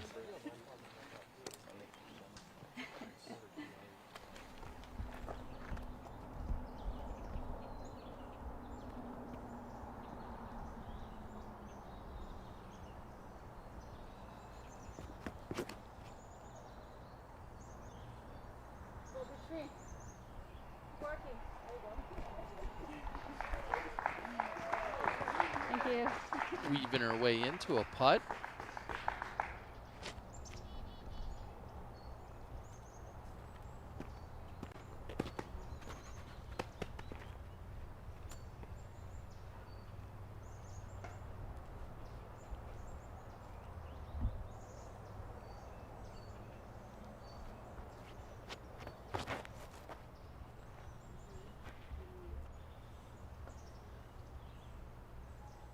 I just love that line. I think Missy's going to love the line and the result. Trying to get to 8 under. Missy Gannon. Solid opening round. And there's this bush right here. Players, if they just aim right over that, that's going to lead you right to the basket. A Silva route right at the pin. You have a hillside to deal with, so you have to get the height just perfect on that line. She does good work to get all the way up there.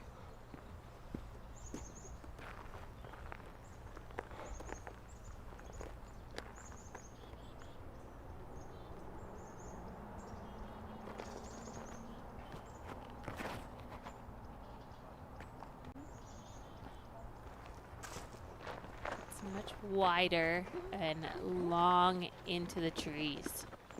An obstructed putt coming back.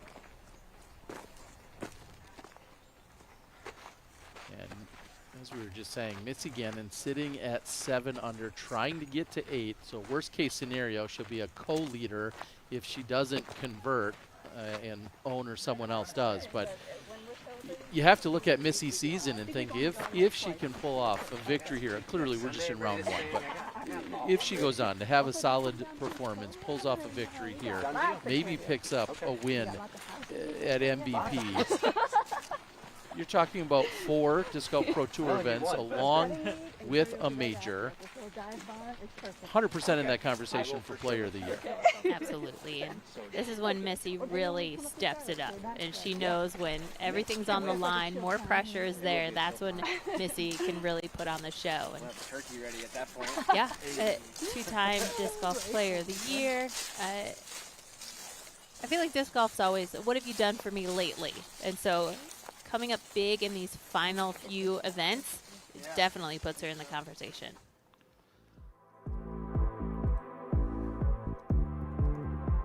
This is exactly what we were just referencing as to how competitive it's been throughout the season. Holland Hanley has the 4 wins, but doesn't have the major. You see the other 4 women all there with majors.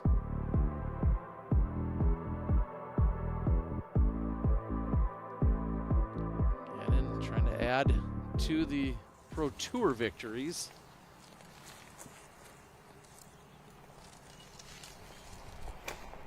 And while Holland's out trying to find her lie and get in position, Brian, any parting shots that you have for us before you are off to do interviews with our top players?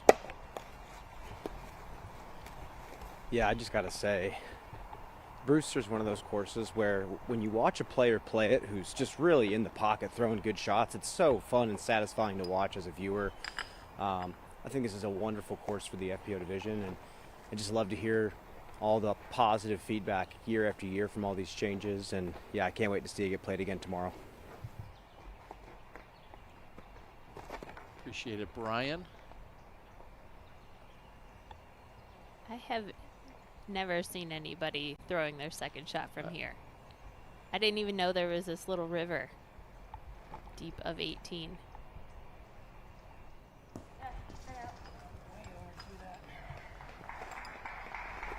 Pretty good. At least she's up on the green. And it's going to be a tester putt to finish the round with a par. Handley sitting currently in a tie for 20th place.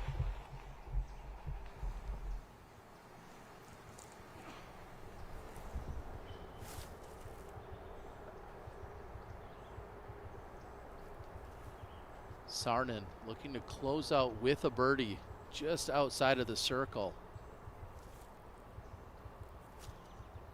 And she gets that one to fall.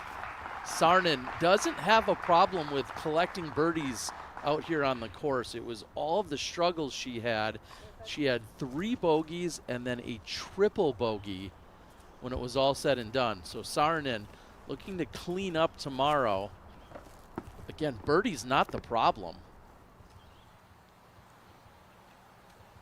You can look. Yeah. Owen takes a moment and lets Silva know she can move. Scoggins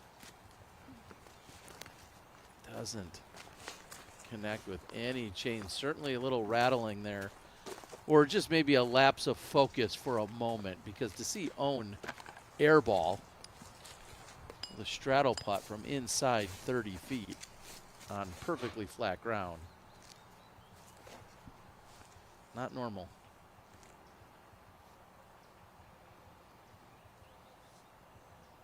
Handley, a rough go today, trying to close out with a par, and gets that one in.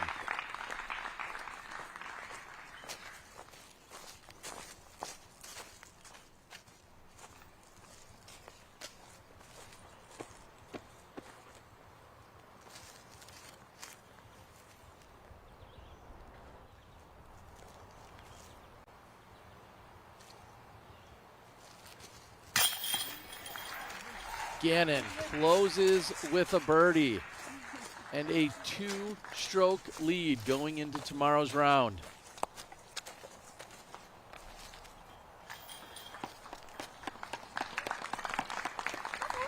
Scoggins will be on the lead card. We'll see her again tomorrow. Yeah. I'll get you guys. Okay, cool.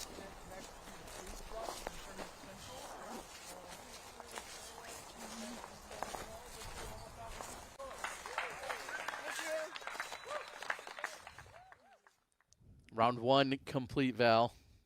How you feeling? Good. I was thinking about what Brian was saying and how fun it is to watch these players pure the shots. And I'm sorry if I overuse the word wow, because to know what this course and how much challenge it brings, and then to see the players execute the shots that you dream up, I mean, it's so impressive, and it's a really fun course to watch when players are playing it well, and we saw some good shooting out there today. You know when they've laced or pierced that gap, it's just heading right to a basket or heading all the way down the fairway. That's what we dream of, and Yes. well, they're doing it for us. When we come back, we're going to have interviews with Missy Gannon and some of our other players, some additional analysis and breakdown. That's all part of Tournament Central. We'll see you there.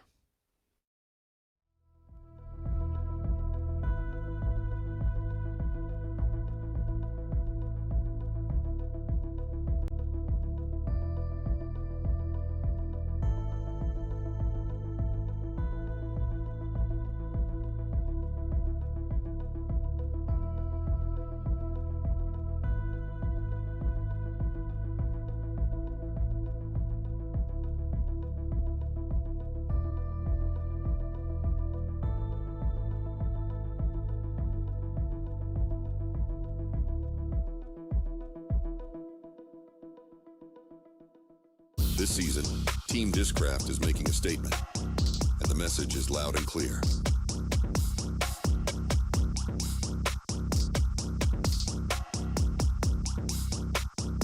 Discraft, built for flight.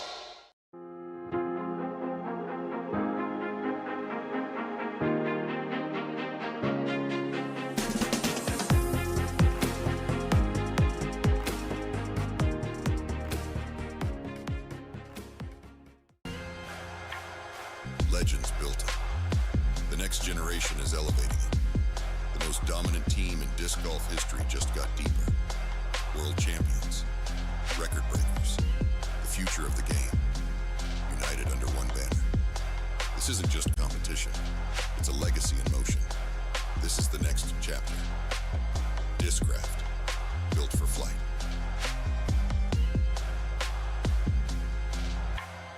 You're looking at a work of art. No, it's not the Mona Lisa. But this beautiful can costs a lot less and looks magnificent in your bathroom. And Mona Lisa can't give you a smooth, close shave. Barbasol, it's a can of can-do.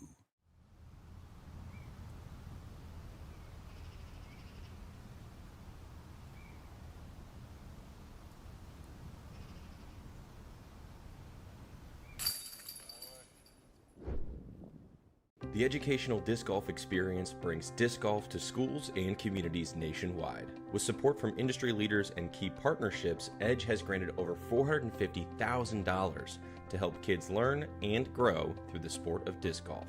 Ongoing cuts to PE programming places schools in need of our help now more than ever. Every dollar donation puts more discs in kids' hands and smiles on their faces. Support Edge's mission today and help reach and teach the future of disc golf.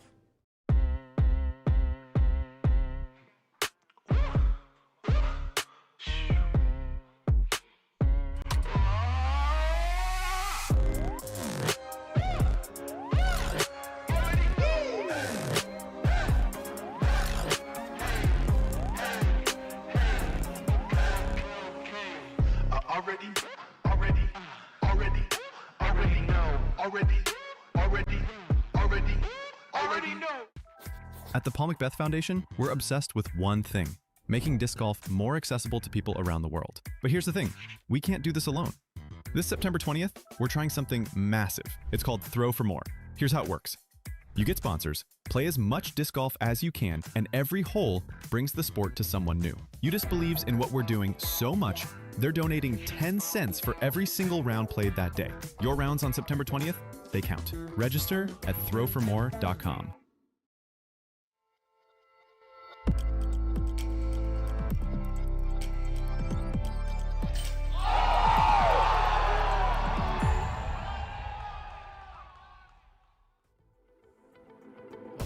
Tournament Central as we've completed round one at the Discraft Screen Mountain Championship, and our end of a hot round leaderboard shows us Missy Gannon out in front at the hot round of 8 under, 2 clear. Lisa Fakis and Owen Scoggins, Evelina Salonen along with Cadence Burge and Anniken Christensen-Sten all shooting 4 under, and Jessica Weese and Anneli Tugas-Monaste will help round out our lead card and our chase card tomorrow. Take a look at Missy Gannon, some of the shots that came from today's hot round. Start off with a solid putt on hole 1.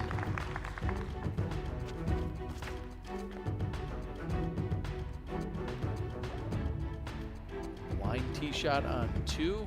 Not much putting required there. Her throwing and off of the tee, I feel like that's what really allowed Missy to shine. She did make some good putts, but she just kept it consistent off of the tee, and that was really what paid off. Good putt on the 10th. That was for birdie.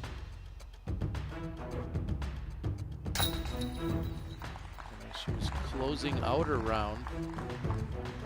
Picking up the birdie on 11 or 12 there. Deep on 15. So a great tee shot, as you said. Everyone else struggled off of that tee, but not Missy. And then closing it out on the 18th. Playing the wide hyzer route. and then would go on to make the putt. So great work by Missy Gannon, an 8 under effort, 2 clear of second place.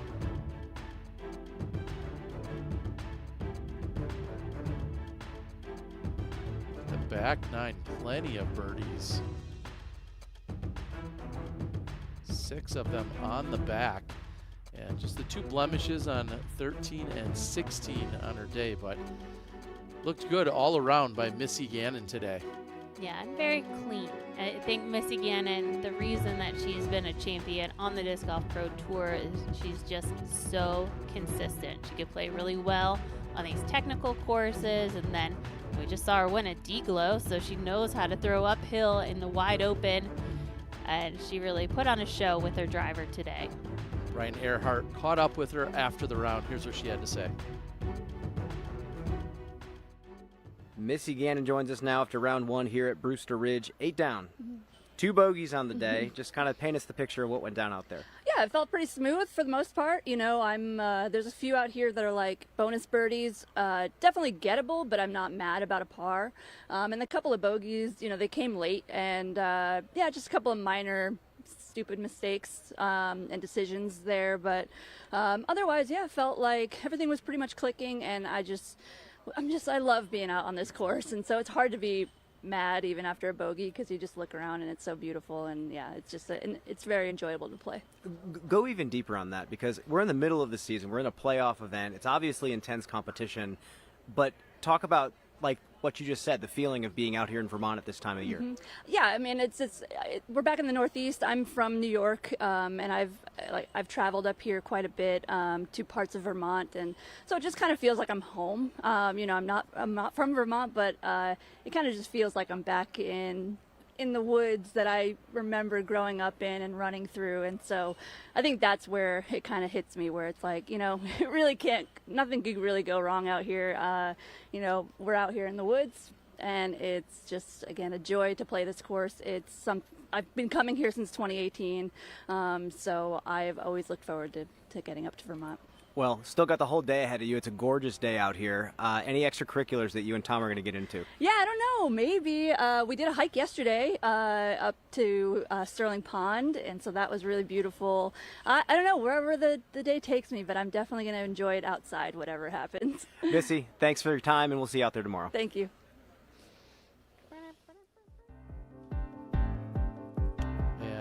What a great performance by Missy Gannon. We take a look back at last year when she set the course record at 10 under at Brewster Ridge, bringing all of that great form in so many ways out here to the course, off the tee, as you said, so clean, but then getting it done with the putter, whatever it took.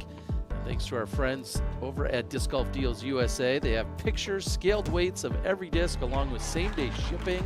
They have rewards on every purchase, and expert reviews and analysis. That's all over on Disc Golf Deals USA. Very comfortable. There's no doubt about it. She talks about the region and the area, and then her play has certainly proved just how much she loves being there.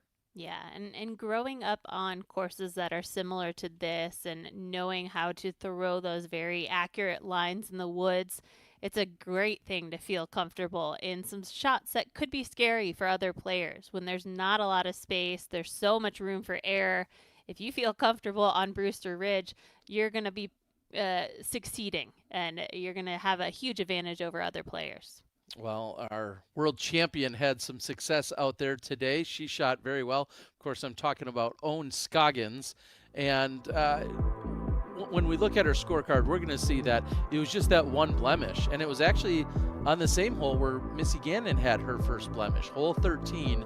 That one playing very tough for them today, but very impressive what she did. She scored a little bit more on the front versus the back, but when it was all said and done, it was a 6 under, a solid day for her. She's tied for second, and she caught up with Brian Earhart.